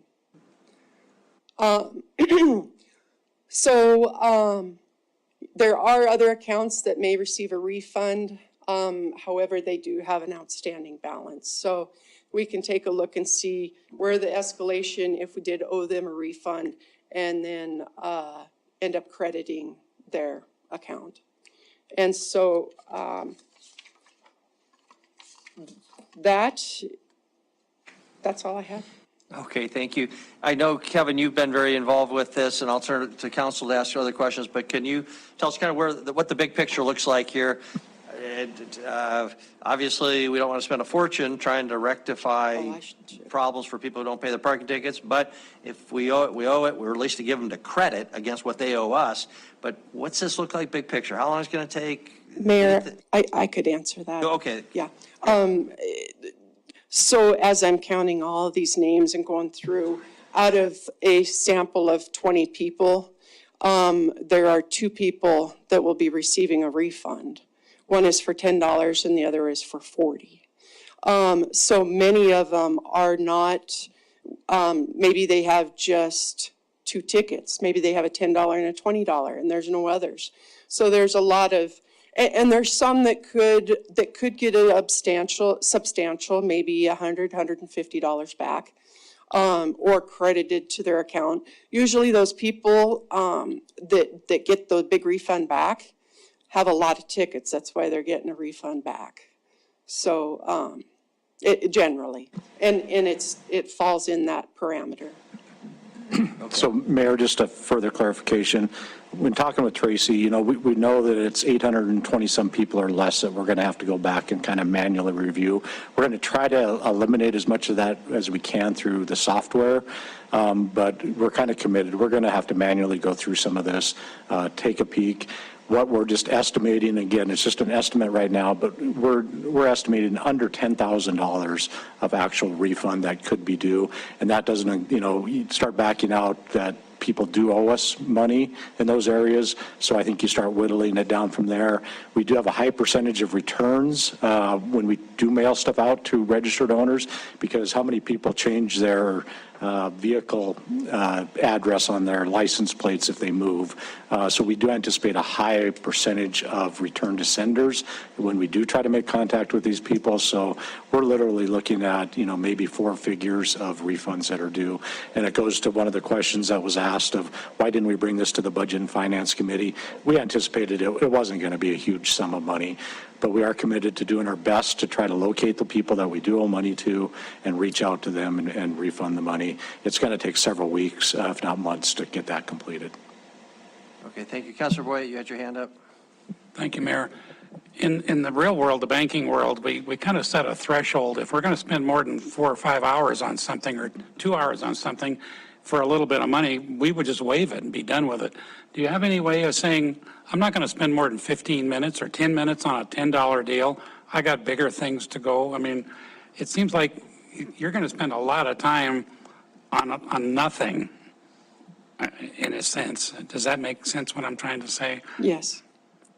It is going to be very time consuming, but I certainly, you know, I don't want to keep money that wasn't ours.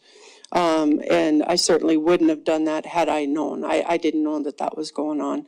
And I mean, we'll try to work with people and rectify it, you know, the best we can. And, you know, maybe if I can whittle away at the list a little at a time, because I do have other things during the day to do. It can be kind of a complicated task, so it's probably best not to get other people involved because they don't know what things to look for. But anyway, and then of course, anybody that we do refund, I show them how we figured things, so. Okay, thank you, Councilmember Owen. Councilmember Ripsis? I think Councilmember Councilmember Joy was first, Mayor. Thank you, Councilmember Owen. I just wanted to ask one question.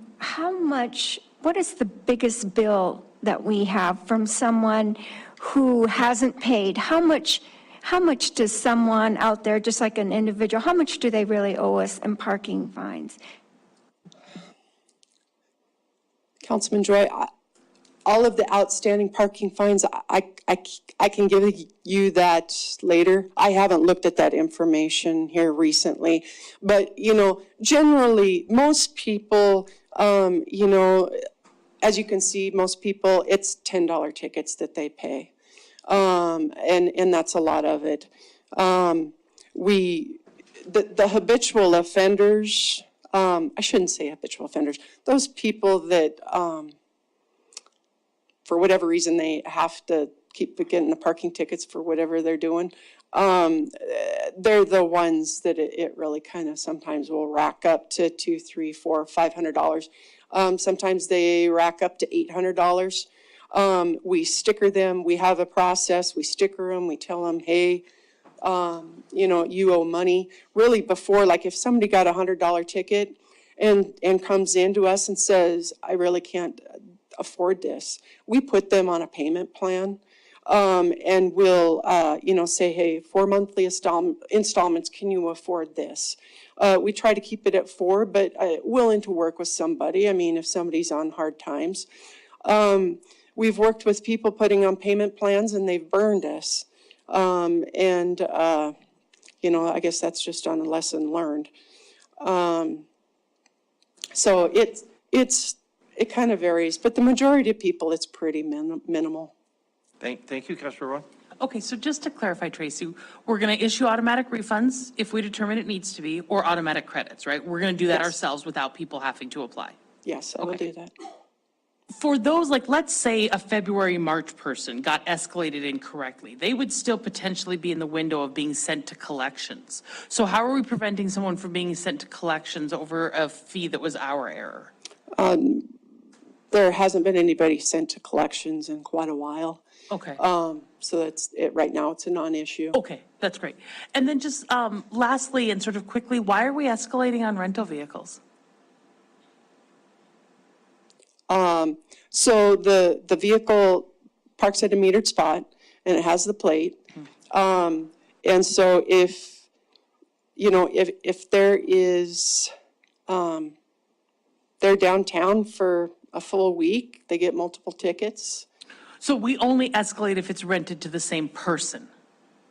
No, they escalate. They're not, it doesn't matter who it's tied. That's the point though, right? So if I rent a car for a day and the person ahead of me had 2 parking tickets, now I have to pay $30 instead of 10 or 40. Thanks, Ed. Good job. So why are we escalating on rental vehicles without knowing who's the renter is? I guess I'm not tracking what you're asking. Well, I think the question is, we give a ticket to the car. Correct. But rental cars may be rented by 10 different people Yeah. in the course of a month. It all comes, there's a great big long list, and the rental company will sometimes, they'll say, hey, we don't owe this. This is the person that rented the car, and send the bill to them. I got you. But why do we escalate it if it wasn't my fault that it's now a $40 Because it's on a ticket? plate. The system can't tell it's a rental car. It's same like, take for instance, Wyoming. They have the same plate. We run into this all the time. They have the same plate number on trailers, on a car, on a truck, on a motorcycle, and it becomes a total complete nightmare. Sure. No, I hear you. It's on the plate. And the enforcement officer has no idea that number 6 is a rental car. But why is it reasonable for me to have to pay a $50 ticket just because the person who rented before me racked up a bunch of tickets? I don't know. I don't know the answer to that. Councilmember Owen, I would say that that's why the administrative review is built in. So that if you were to receive an improperly escalated ticket, you could contact the parking manager and say, this is a rental and I didn't have a ticket less than a year ago, so. But by the time I get it, I mean, it's going to go to the rental company and then they're going to have to find me and I probably live out of state. My window will have closed. Right, I agree. And I think that's why there's the additional opportunities for not only the review, but then the rehearing and. This is like a great answer. And we may It need to might come not back be- to it that. might not be a great answer. We understand Yeah. the merits, which I think are perfectly legitimate. Yeah, right? absolutely. I'll look into it. I'll pull But a the report. reality, everybody, is it's almost 7:30. We need to take a break. It wasn't on our agenda for this evening. So I would encourage us to just kind of wrap up. This is a status update. Chris, you want to comment on that, and Councilmember Ripsis, and then let's try to take a break unless there's something else critical on this update. The piece I would add, and it's an indirect answer to your question, is the simplest system would be a flat fee, parking fee for all violations. I think this, though, the escalating system, which is far more complex, is meant to be more generous to the individual. Yeah, agreed. First ticket, $10, not a big deal. I mean, like I said, there's a simpler way to do this, but I think that comes with a lot less ambassadorship.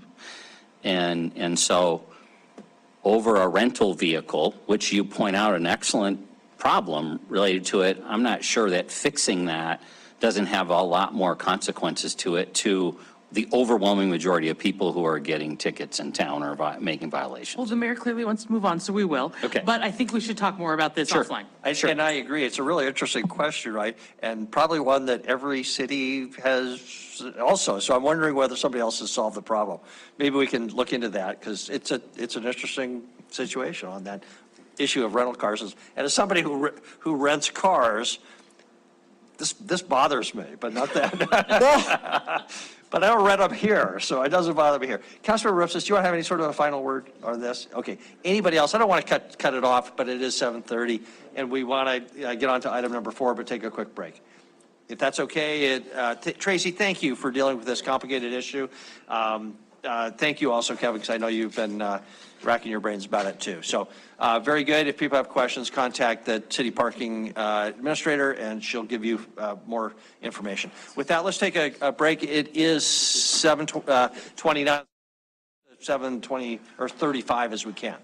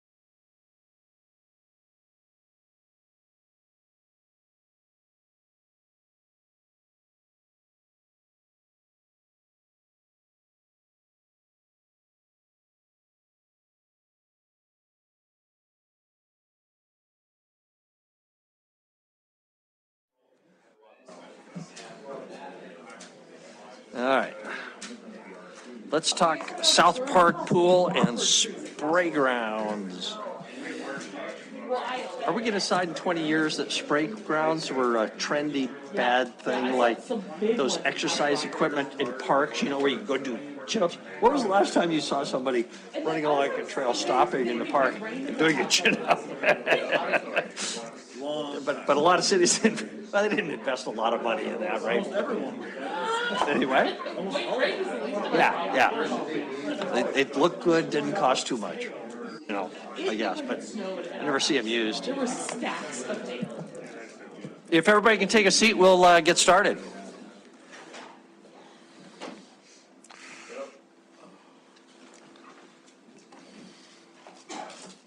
No, I heard the door. Was that Councilmember Kennedy by chance? Ah. September 3rd, door number 3.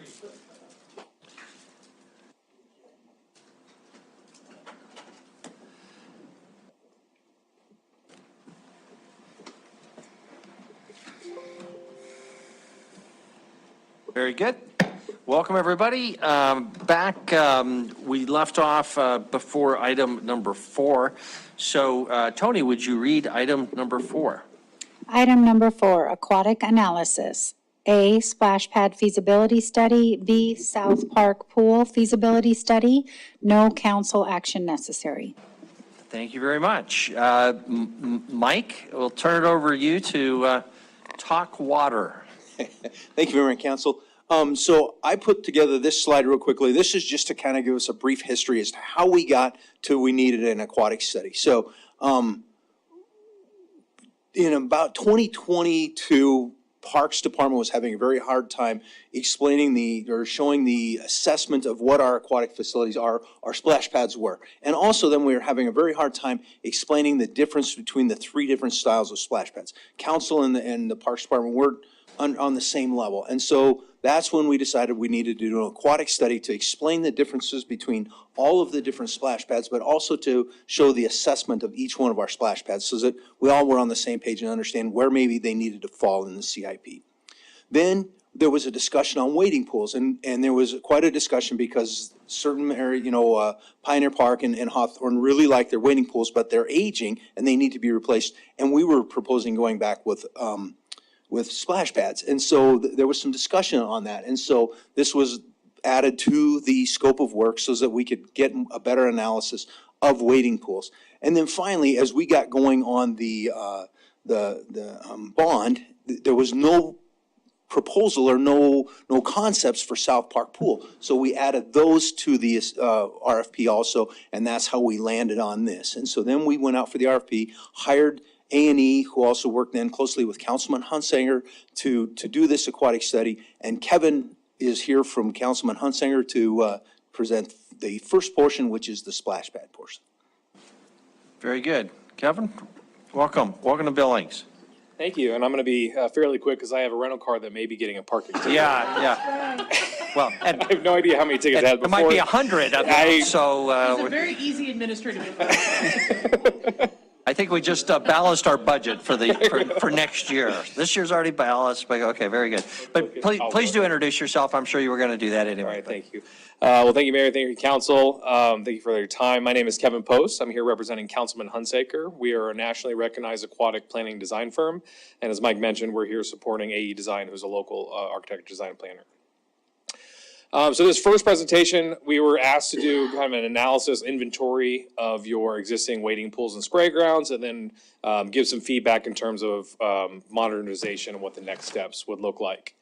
So the first thing that we looked at was locations of all the pads, as well as their drive times in the areas that they were serving. And one of the big questions was, well, what is enough? Right? How many do we need? 2, 3, 10? What is it? So we looked at the National Recreation and Parks Association, NRPA, and they have some standards, not necessarily specifically for spray grounds, but for those pocket parks and those types of amenities. And what we found was about 74% of the residents are within a 10-minute walk, which was defined as that primary market area by NRPA, and then representing about beating the national average quite significantly. So Our takeaway was you have ample amount of facilities, and now we need to look at what were they offering and specifically where were they located. Again, high level, there are 3 facilities that we identified as high priority as they need some sort of investment. A medium at the North Park recommended some consideration for upgrades, and then some of them really have no concerns and are really good assets for the community. The first thing that we had to look at again was the wading pools, and looking at Pioneer Park. One of the questions Mike asked me, he's like, Kevin, have you ever designed a wading pool in a park recently at Councilman Hunsaker's? You work in all the states. I said, no, I've worked there in 17 years. We've never designed a standalone wading pool in the middle of a park.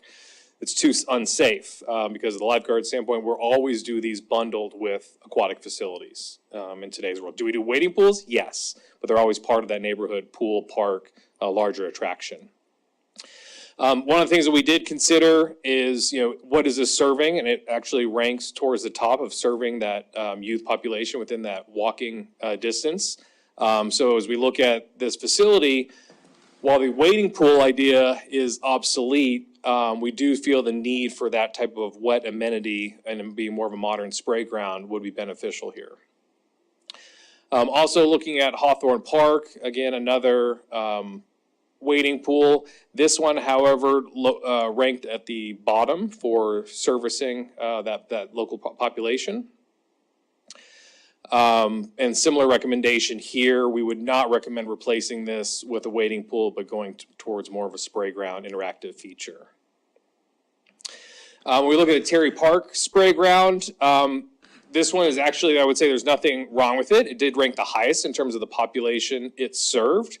What we noticed, though, is it was a pretty basic spray ground, and considering its potential usage, there's actually a lot of opportunity to possibly enhance this. It's obviously right next to the fire department, and so really good theming opportunities with fire hydrants and water play, so a great opportunity there for to enhance it. As we mentioned, it serves the largest population within that 10-minute walk. The North Park, this ranked second to the lowest in terms of the population it served. However, we did recognize that this is a growing area, and so while it ranked lower today, as we think about it 5 to 10 years into the future, that population seems to be in an area will turn over, and so this should definitely be considered, while not an immediate need, definitely a future need for enhancement. As we look at the facility pictures there's also an old wading pool that was converted into a spray ground. Pretty basic in terms of its offerings as well. And then the Highland Park spray ground, this one ranked second highest in terms of the population it serves. Again, it's in good overall operating ability in terms of its useful life, but it's also pretty basic and could use some updates, enhancements, maybe some new features. A lot of these features are based on flow rate, how many gallons they can handle. And so if you swap them out with a similar feature that has similar flow rate, they can pretty much go right back into that same spot. So that's something that can be considered. All those, they're fairly expensive for those spray amenities, but it is not necessarily rebuilding an entire spray ground. Castle Rock Park, this one ranked right in the middle, and I would say it kind of ranked right in the middle on our analysis as well. We were pretty happy with it. It's relatively new, good condition, and it should serve that area for the time being. So as I mentioned, we are been phasing out wading pools. I've done numerous master plans and studies around the country, and we find this a lot. It was absolutely a trend to have a wading pool and a park amenity. It's what we do today with spray grounds, and that's what I try to tell people is we didn't have spray grounds back when those were built, so it was pretty common to do wading pools. What we've seen is there's the risk factor, so if they're not fenced in, obviously there's a drowning risk. We've heard of stories of people washing their dogs and using them as public bathing areas. So the idea that we're putting our kids so that the recreational water inlets and the spread of bacteria, as well as then the cost. It is a pool. It needs to be treated like a pool. It needs to be lifeguarded. It needs to have maintenance staff there all the time. Yet it's not that fun because it doesn't have the interactive features. It's not deep enough to teach swimming lessons in. It's not deep enough for the parents to get in with their kids. So for all these reasons, the industry has really moved away from that wading pool into the spray ground. Other thing that we wanted to consider is also that annual operating costs. The wading pool, mostly because of the labor and staffing, has a significantly higher use or cost, as well as typically from what we've seen when we replace these wading pools with a nice spray ground, they get double or triple the usage in terms of attendance. And so you look at that cost per visitor, and it's significantly higher on the wading pool compared to the spray grounds. The second question that was asked, we talked about, there's actually three. We kind of broke it into two. There's whether we pump and dump or spray and dump. That's where we take the water, potable water, go through the features, and goes right to drain, and we send that to waste. Other facilities, which you have both of, are recirculated. So that water is basically, again, treated like a pool. It's basically held in a small tank underground, usually 3,000 to 5,000 gallons. We chlorinate it, we filter it, we recirculate it, and we put that water back up so that we're saving the water. As I've shared with park staff, the main reason people did that was because of water shortage. That is the reason. That's the benefit, is we were told we could no longer put that water to waste. So the other options we call the recycled. And so recycling the water, we use them in rec centers for the toilets, or we'll use them, most common would be irrigation. But those systems also have costs associated with it. It's you have your spray ground, and then now you have your water, basically storage and treatment system. So for all those reasons, and understanding that water cost and water usage is not one of your main concerns today, we were recommending going to the more simpler pump and dump solution, saving on the mechanical system, saving on the maintenance staff. And then the bigger reason is spray grounds are one of our highest risk amenities, because a lot of small amount of water, a lot of bathers, little kids, doing whatever they want to over those spray features. So with the spray and dump system, that's always fresh water coming in. We don't have to worry about the recreational water illness spread. We've going through some detailed cost analysis on this just to show, the difference. We went through all of that for recirculated system, for spray and dump, as well as comparing it to if we were to replace it with a wading pool. Our recommendations is to consider renovating some of your existing spray grounds, enhancing the theming option, tying it into other community opportunities. For all your new spray grounds, I would recommend starting with the pump and dump or spray and dump.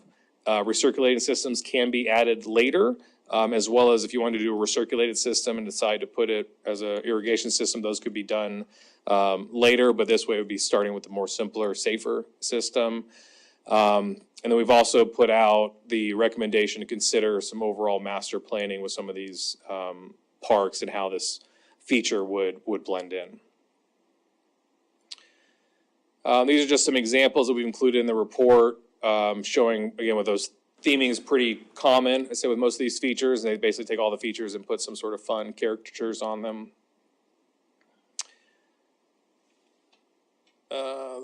Okay. So I went through some of that quickly. Are there any questions related to the spray ground and wading pool analysis? Thank you, Kevin, and I'll turn over to council. I'll just start off with one, though. If you can go to your last slide that shows the map, there you go. I just want to clarify the scope of your study. As I understand it, but correct me if I'm wrong, your goal was to look at what we've got now and how to improve it, fix it, prioritize within it. It wasn't necessarily to look at where we also could use or would benefit from additional spray parks. And the map is kind of says it all. Our city now goes out to the equivalent of about past 80th Street. And the farthest west spray park, I think, is at Terry Park at 5th Street. So between 5th and 80th or so, there's nothing. Similarly, in the Heights, there's lots of areas of the Heights that are some significant distance from the existing park. But that's okay, that's for another day, I guess. I just don't want to lose sight of that reality. This is looking at what we've got now. Correct. You made a general statement in the feasibility that we should consider spray park, including spray parks in future parks like Cottonwood Park, Poly Vista, Centennial Park, things like that. Fine, but you didn't go into any analysis of bang for the buck or anything like that. Have I stated that all correctly? That is correct. Okay. All right. Very good. Other questions, though, for Kevin? Councilmember Shaw? Thank you. So I do have a question. Can you go back to I think it was your first slide? When you're talking about the numbers of what we need?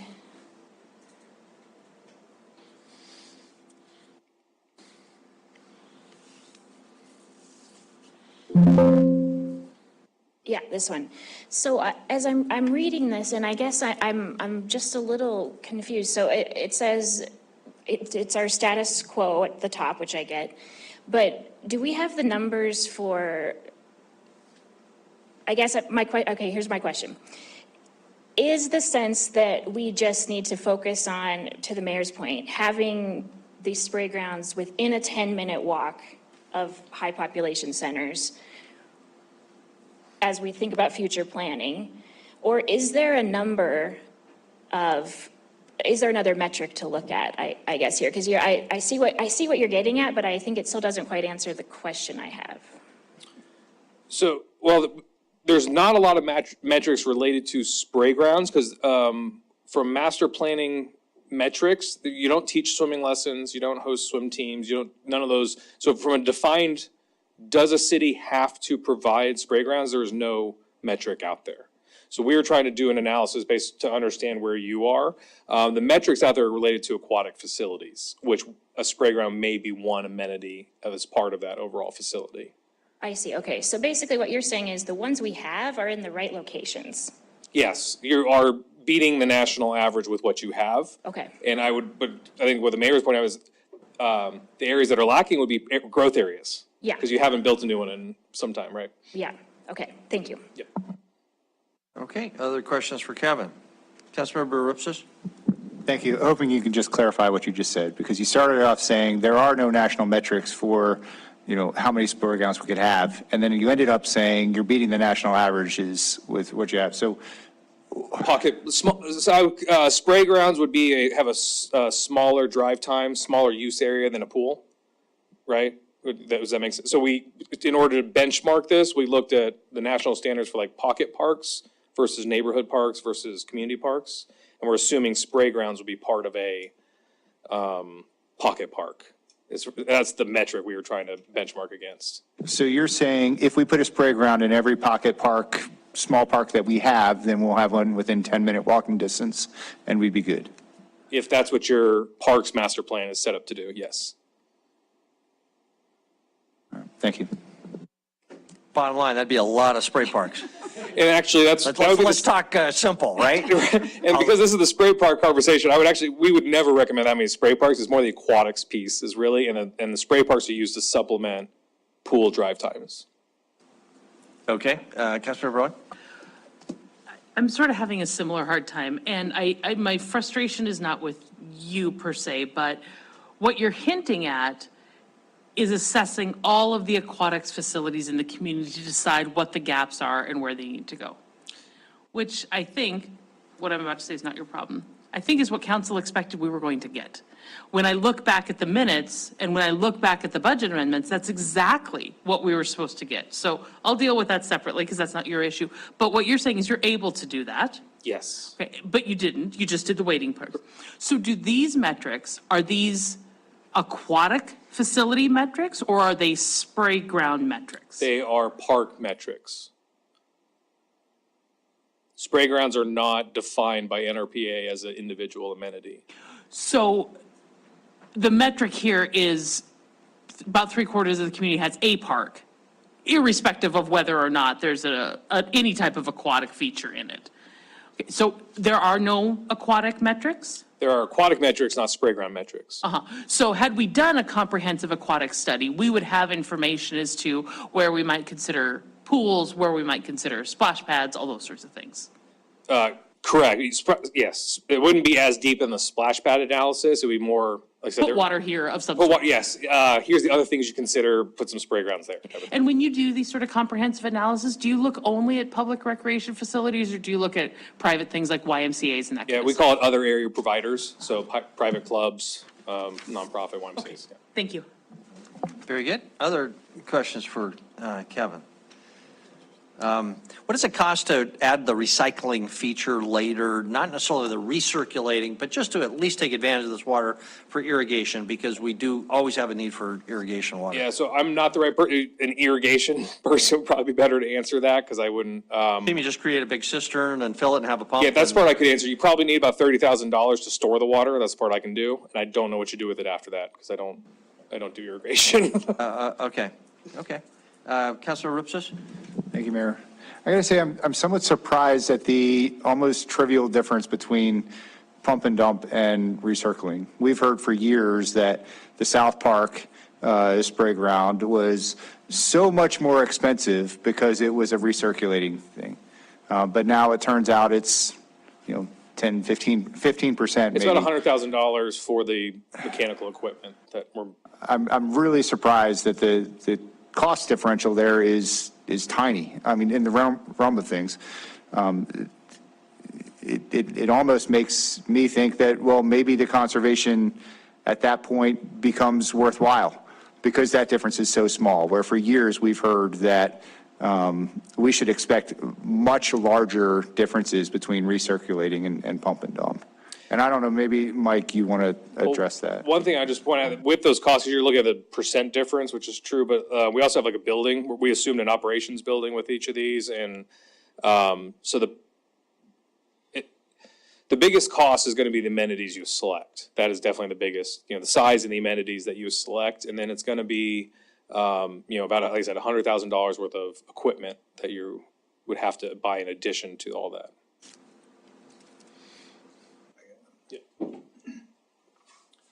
To go a little deeper into that, I don't believe that the park department ever did a in-depth study on what a non-pump and dump or what a pump and dump system would cost to design. I don't think we ever did that. And so we were just relying on that data that we received from South Park. I also say there is an additional cost though, because when it becomes a recirculating system, then it has to be treated more like a pool. So now we have to go, a staff member has to go there and test the water twice a day and make sure that the chemical system is dialed in. And that's not just a simple task. It takes, you have to be skilled and certified and all those things. But it's, it's about 2 hours to time to do that. And so if you have to do that twice a day per splash pad, it starts to add up staff time too. So there's an additional cost to maintenance of them. So, but even on that operations side, you had an operations performer there. It was not that significant of a difference. It was $6,000, 30 versus 24 or something like that. And again, because of all those things you said, I would have expected to be a much larger cost differential, especially when we spent 1.3 on South Park splash pad pre-COVID, and we know what's happened since then. So, and I'm not saying South Park Splash Pad was an economical one to go into. So I don't know there was a fair comparison either. We just had never done one where it was, to do a comparison and designed out a pump and dump one, so I think that was partly lacking. Very good. Anything else? Any questions before we turn it over to part two, I guess? Okay, don't go anyway. You're, unless you got to go put some money in that meter. You guys go check that meter. Not after 5, I don't think. So, okay, very good. Who is going to do part 2? Is that Mike? Or you're back? Okay, all right. I'll reintroduce myself. Hi, I'm Kevin Post. I'm here with Councilman.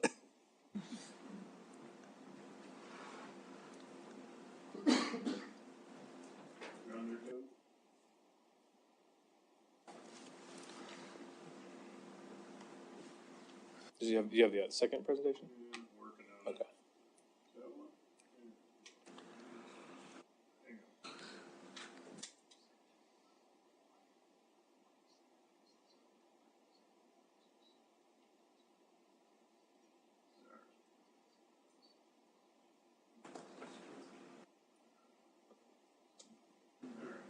Is this the? That's the one. You want to click?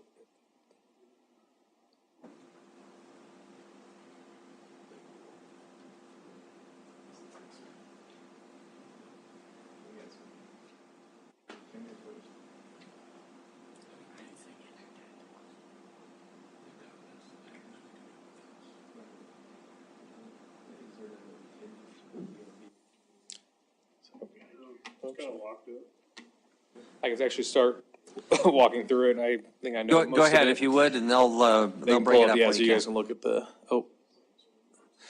so separate from the spray ground wading pool analysis, we were also asked to help with some basically costing exercise for the replacement of South Park Pool. Yeah, it should be that one. The comment was already made, prior to COVID, costs, and then where we are today. The idea that South Park Pool would need to be replaced, in the near future, I guess, has already been itemized. Mike has shared it's been. Yeah. Okay, similar, just looking at the market overview, we're looking at the areas that South Park served. Instead of looking at walking times, we're now looking at driving times, serving a larger area. Okay, a couple things. When we look at the life of an outdoor pool, we would usually say it should be between 30 and 50 years before it's past its useful life. Once we get to that point, the idea of putting old concrete with new concrete, the idea of trying to work within existing building structures, all those things basically make it more expensive to try to save than it is to try to replace. And that's basically where we are with South Park Pool. A couple things that we wanted to take an opportunity for. If the existing facilities, you can tell right here, the bathhouse is on the backside and the pool is actually right up against the street. That's the way we used to always do it in the 50s and 60s. But now we move the pool away from the street, giving a little bit more privacy. So the first idea is with a replacement, with a renovation, that'd be hard to do with a replacement. Obviously, we can start from scratch. So the first thing we want to do is put that building on the street side. And the other thing we want to take an opportunity for, if we're going to do this, is the idea of making this a year-round facility. So this operations building is not just the support spaces for a small neighborhood pool. This is a year-round operations building that would be able to do year-round training, year-round classroom, year-round community meetings, as well as then serve for the changing restroom space as well as concessions. Option one, basically we did option 1, 2, and 3. These were just a sizing exercise to kind of see what we could get. Basically option 1 would be that main operations building, and then a small multi-purpose pool that's mostly shallow water and really meant for that young family. This is just a little bit zoomed in. You can see that operation space not only has the locker rooms and entry area, but also has the support spaces and meeting rooms. And what we're showing here, the pool, again, mostly just a small body of water. This is not meant to be a design, but just to illustrate kind of type of amenities. So the idea of this is shallow water, zero depth entry, going to probably about 3.5 feet of depth. Again, really appropriate for the families with young children.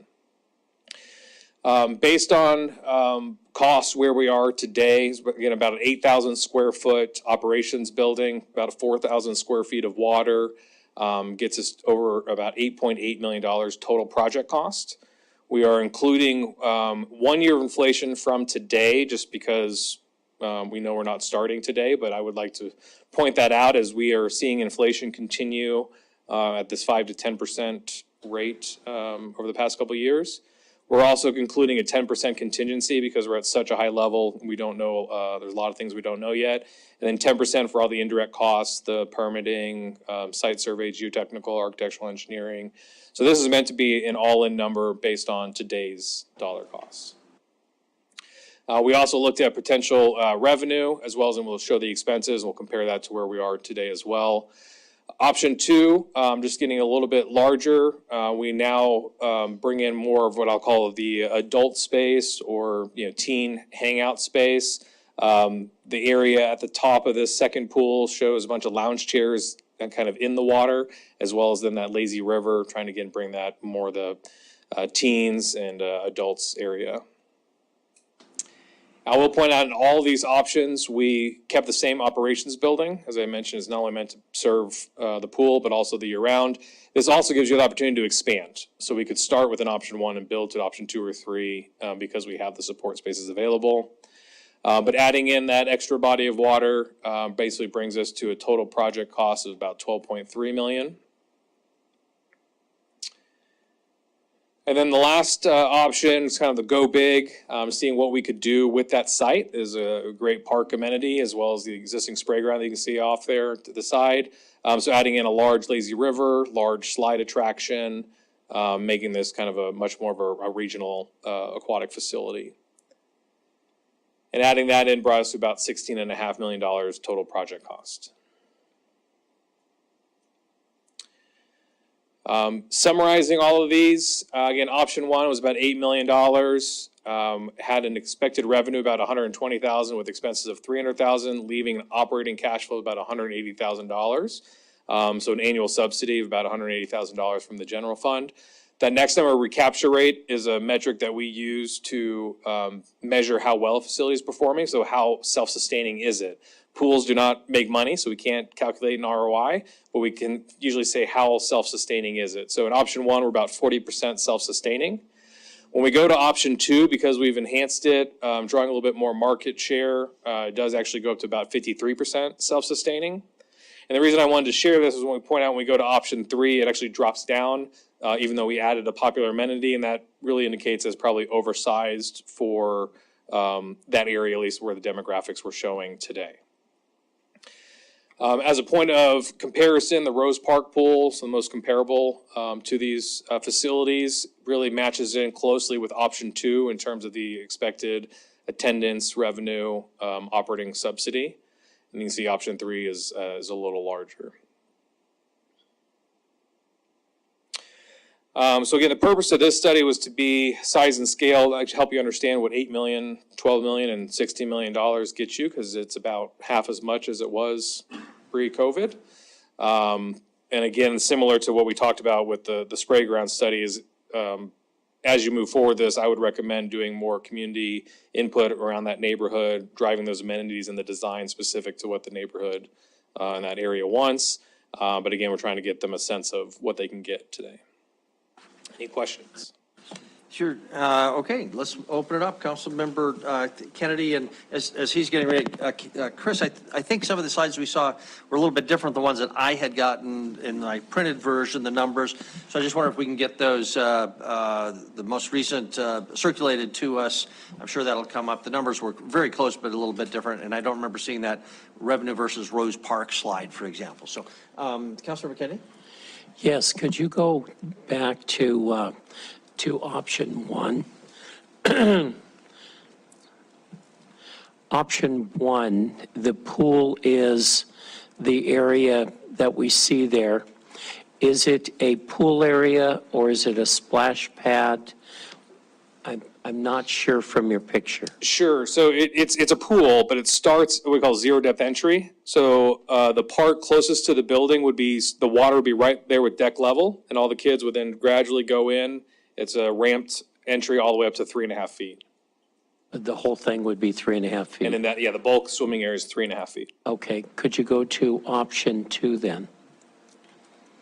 And option two, you have a 3 foot, the same pool, up to 3 feet. And then the other one on my right, that would be a deeper pool? Well, two comments. One, these are just lines on paper, so they can be whatever depth you would like them to be, sir. But yes, the idea is this would be some deeper water for that older kids, but it could also be shallow water. So it's really not designed today. Okay, thank you. Very good. Other questions? Councilmember Owen, Councilmember Joy? Could you go back to that Rose Park comparison slide?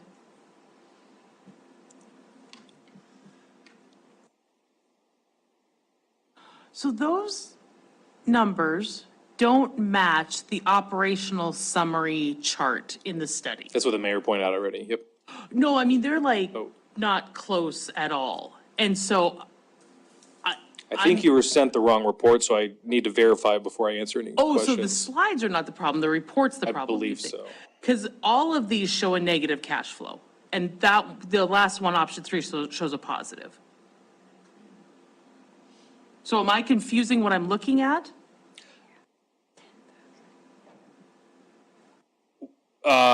I would need to look at all of my files together to answer that correctly. But these are all in draft mode, so they're all a work in progress. But yes, Okay. It Because- would not, it is, I can tell you it is not making a profit.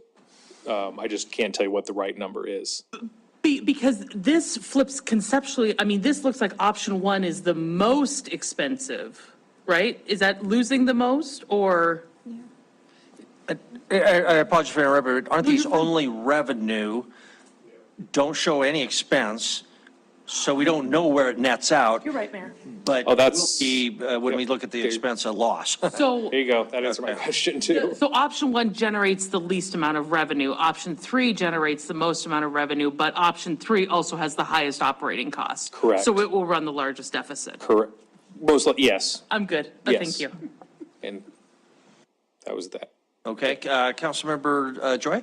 Thank you, Mayor and Council. So the assumption in this report is that Rose Park is rebuilt, South Park Pool is rebuilt in South Park. And was there any thought process about, because I'm looking at the usage for Highland Park, and it's reaching more kids. Why is it not possible, or you're just basing that assumption on it has to be in the same location? We were just tasked to tell you what the cost of a new pool in South Park would be, so that's what I did. Okay, thank you. I I wanted would to, just, one point that I will, because we do the other master planning, one thing, we don't like taking aquatic amenities away from an existing neighborhood park and moving it just like a mile over, because that really upsets people usually. So that's another consideration when you're looking at the big picture is when the park has an existing amenity, it's more common to leave it there. okay. The other question I wanted to ask is how do you consider the area around the park in terms of the sustainability of the pool? So if you're looking at an area and you're not telling us a cost for kids to swim there, and usually, I think that previously, we have set the rates for South Park Pool consistently, not changing that rate. We have subsidized South Park Pool expenses in terms of the public's entrance fee. So where does that calculation come into how the sustainability of South Park Pool? What you asked, Councilmember Joy, whether that first line admission/membership, Yes. what's the basis for that? And Yes, does that assume a subsidized, Yes, reduced that's price? thank you, Mayor. Yeah, so we assumed the existing operations, which is why we showed that comparison to Rose Park, is we assumed no change in policy in terms of pricing structure. So we made all those assumptions when we built this model up here. So you're assuming that the new pool, that the entrance fee for the new pool will be exactly the same as the entrance fee for the old pool? For this study we did, because we were not directed to change anything. Okay, thank you. Very good. Councilmember Aspenlighter, Councilmember Boyette? This is just a dumb flatlander question, but is there a reason that you don't design facilities, or do you design facilities specifically with, deeper, a deep end or, diving boards or things like that? Are industry standards changing to move away from those types of things, or is that community driven almost always? How do you see that across the country? So the differences between pools is temperature, access, and depth. So competitive swimmers like colder water, recreational like warmer, access, we talked about the zero depth entry, recreational people, little kids like a little easier, and then depth is so depth is one of the drivers, is usually age. So I kept mentioning families with young children, they like the shallower water. Once you get to the teens and tweens, they want the deep water. Diving board is still the #1 most popular amenity to that age group around the country. Thank you, Councilmember Boyette. So maybe for Mike, can you tell us how much does the general fund, how much does that have to pay South Park Pool every year compared to these numbers? Do we know what the current cost is right now of South Park Pool for the general fund after said and done? How much does it cost us? Somebody? Good evening, Mayor, Council. Our estimates, and again, based on days we're open and lifeguards, those types of things, is somewhere around $75,000 a year, upwards of 100, again, depending on the number of days we're open. Okay, thank you. And then one more question. Was anybody asked about a indoor pool versus an outdoor pool? Because in Montana, this thing's only been used 2 or 3 months. It seems like a waste of money in a sense, Yeah. So we did have that discussion, which is why I mentioned the ops building. It was like, we're not going to build a restroom building for a seasonal bathhouse, so this needs to be year round. We didn't really discuss going indoor, mostly because that would double to triple the overall cost. I mean, so we could throw, instead of saying 8 to 16 million, we'd be talking about like 15 to 30 million for a similar size water, but indoor. Corey, you're the rec guru. Can I ask you a question? I don't know if you'll know the answer to this, but I guess the last pool we built was Rose Park probably in the 1970s? 60s, I believe. 1960s. Yeah. And since then, our population has more than doubled, so it was well below 60,000, probably 50,000 or something like that. And there's some private pools, but most of those are probably around about then too. Some increases. I just wonder, do kids learn how to swim now?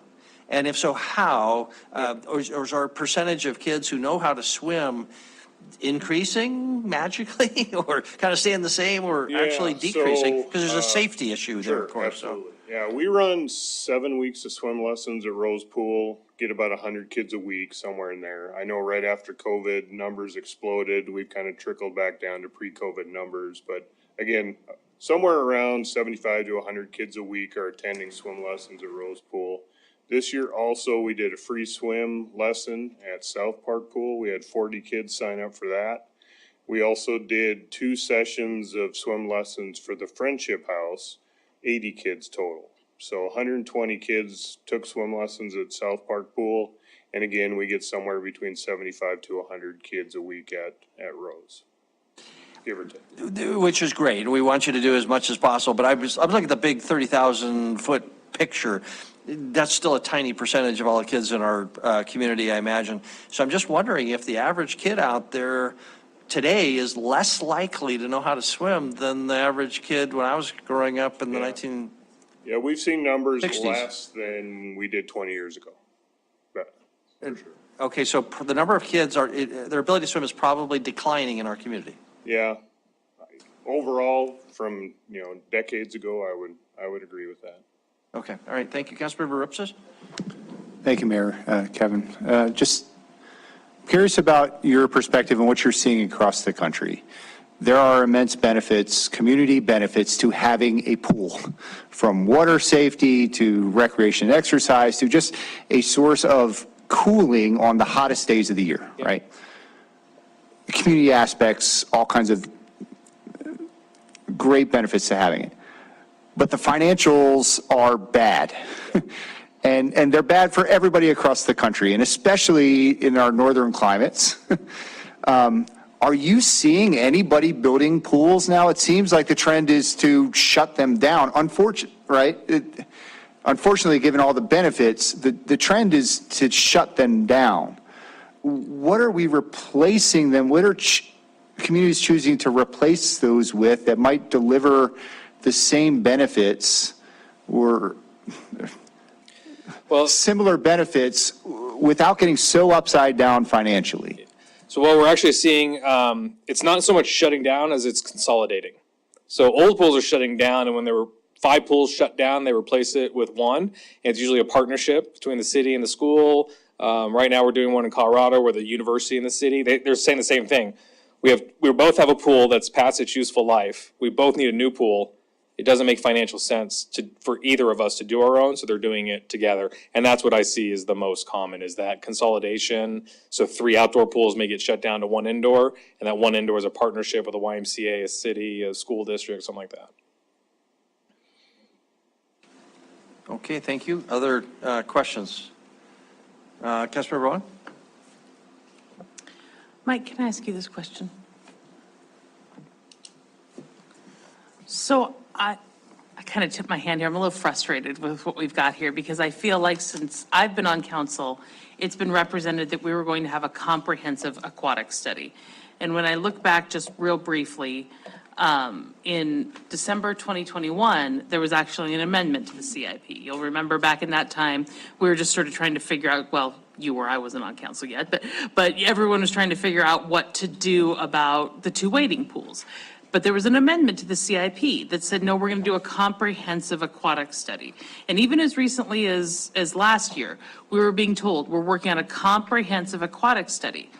And I do recall when I was on council, the last time we talked about fees at Rose Park Pool, there was this sort of nod towards a comprehensive aquatic study that was going to help us understand exactly what Councilmember Rupes is talking about. What are the trends? How do we right size and reduce the losses from these? How do we think about these? So here we're presented with 3 options. All of them are lovely, but we don't have a comprehensive analysis of the community to determine what makes the most sense at South Park Pool. So next week, we're going to talk about the rec center, and it's going to have some proposed swimming facilities in it. And we have to think about that, the geographic co-location of that to the South Park Pool, and what should be at South Park and what should be at Amen, and what are we ever going to do in the Heights? And we don't have the analysis that I feel like council asked for and we were promised that we would get.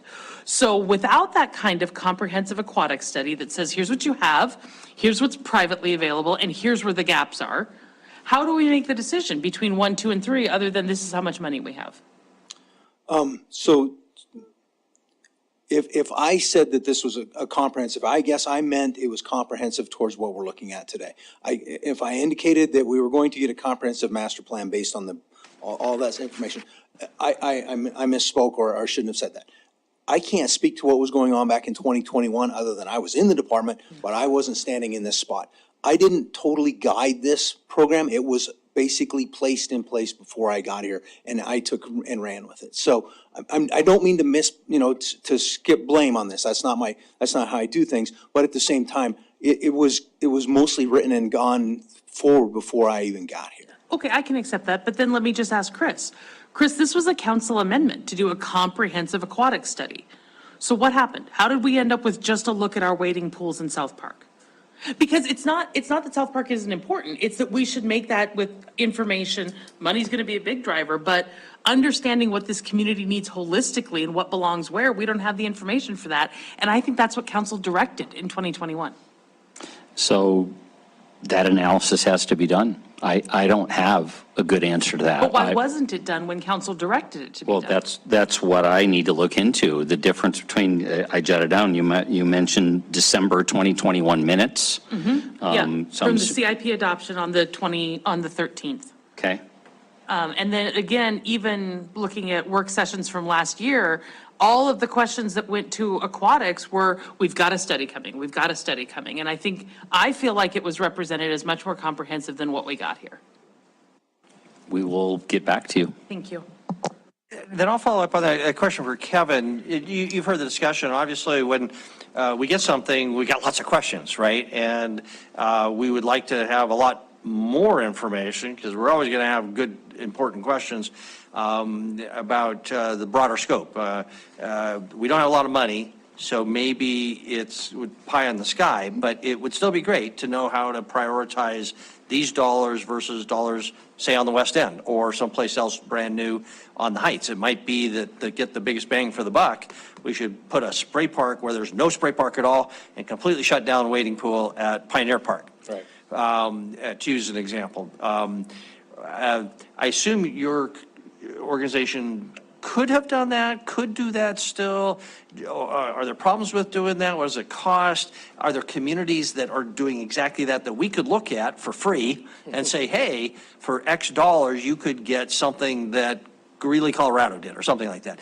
Can you talk about the big picture and what goes into the process of studying big picture that was not covered here? Sure. So yeah, the first, we do comprehensive aquatic facility master plan. So like you would think of a parks master plan, but very specific on pools, and it's everything you just said. Is it a spray ground versus an indoor pool, outdoor pool, here or there? The other part is a lot of community involvement.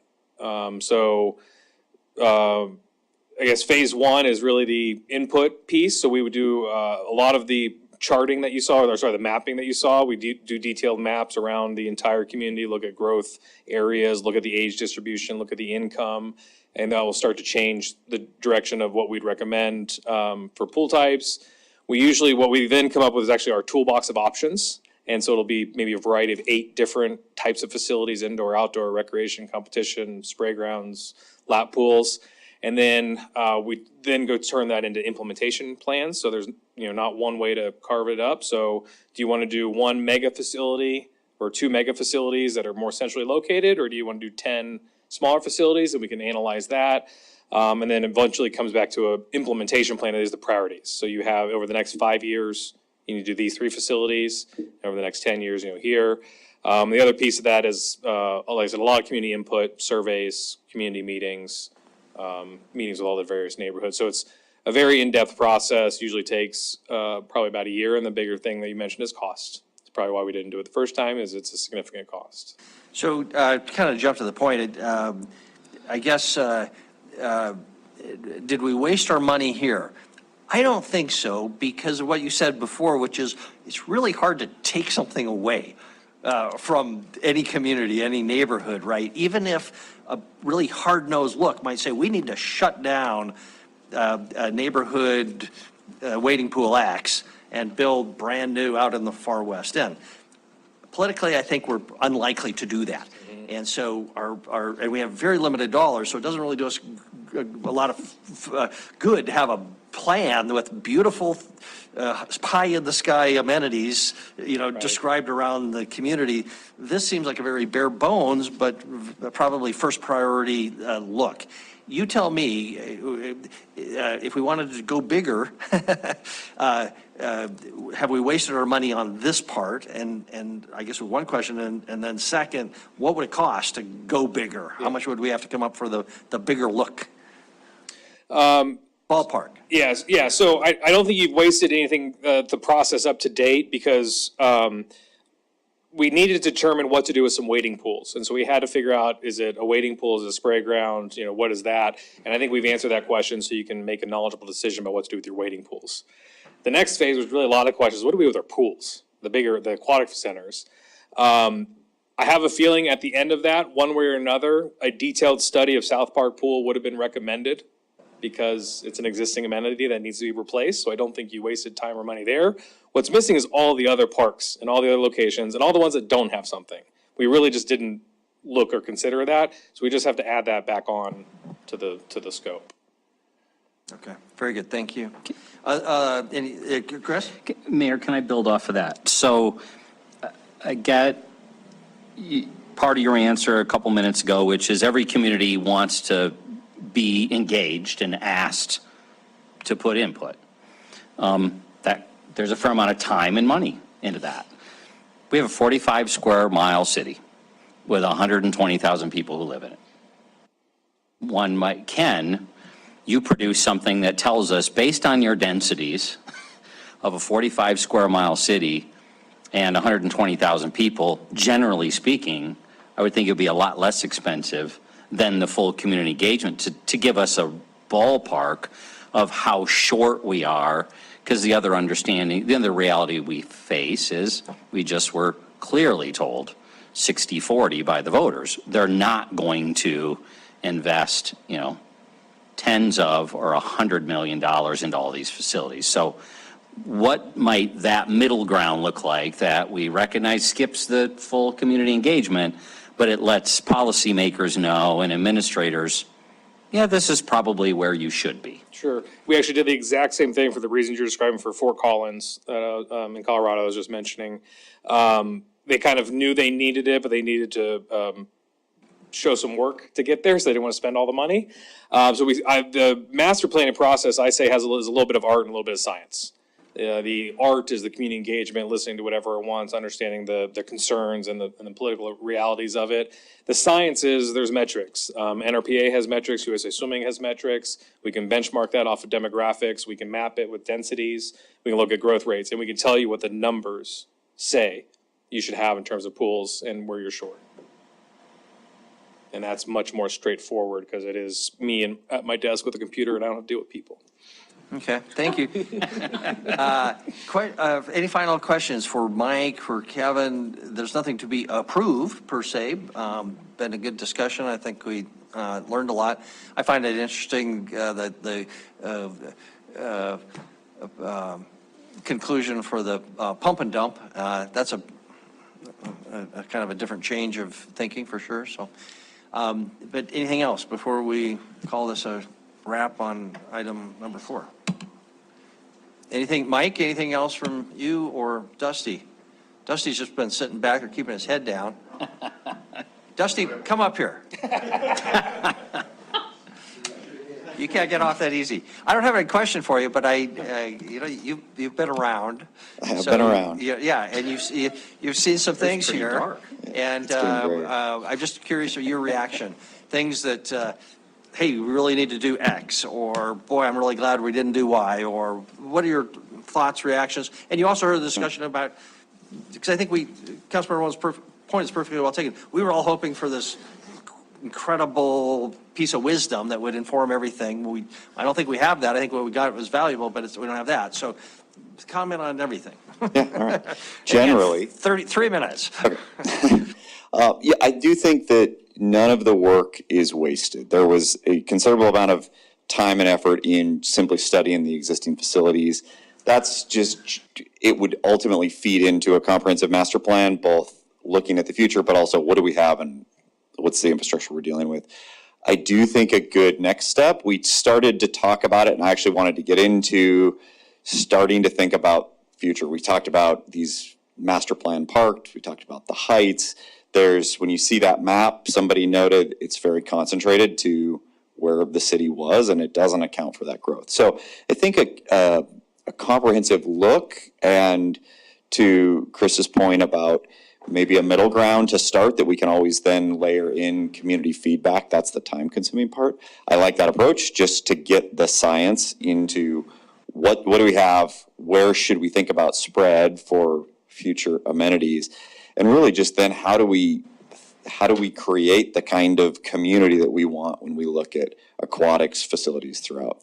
Kevin and his team are masterful at doing this. I mean, we brought them to this project because this is what they do, and they do it everywhere around the country. So I think they add a kind of an invaluable approach to both the art and science of how do you address aquatic needs in our community.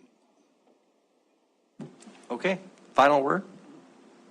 All right, I will call it, we're done. Thank you. There's no public hearing on this. So thank you, everybody. On item number 4, is there any public comment on items not on our agenda? There's nobody here to comment. Anything in the way of council initiatives? We're adjourned. Thanks, everybody. Have a good night.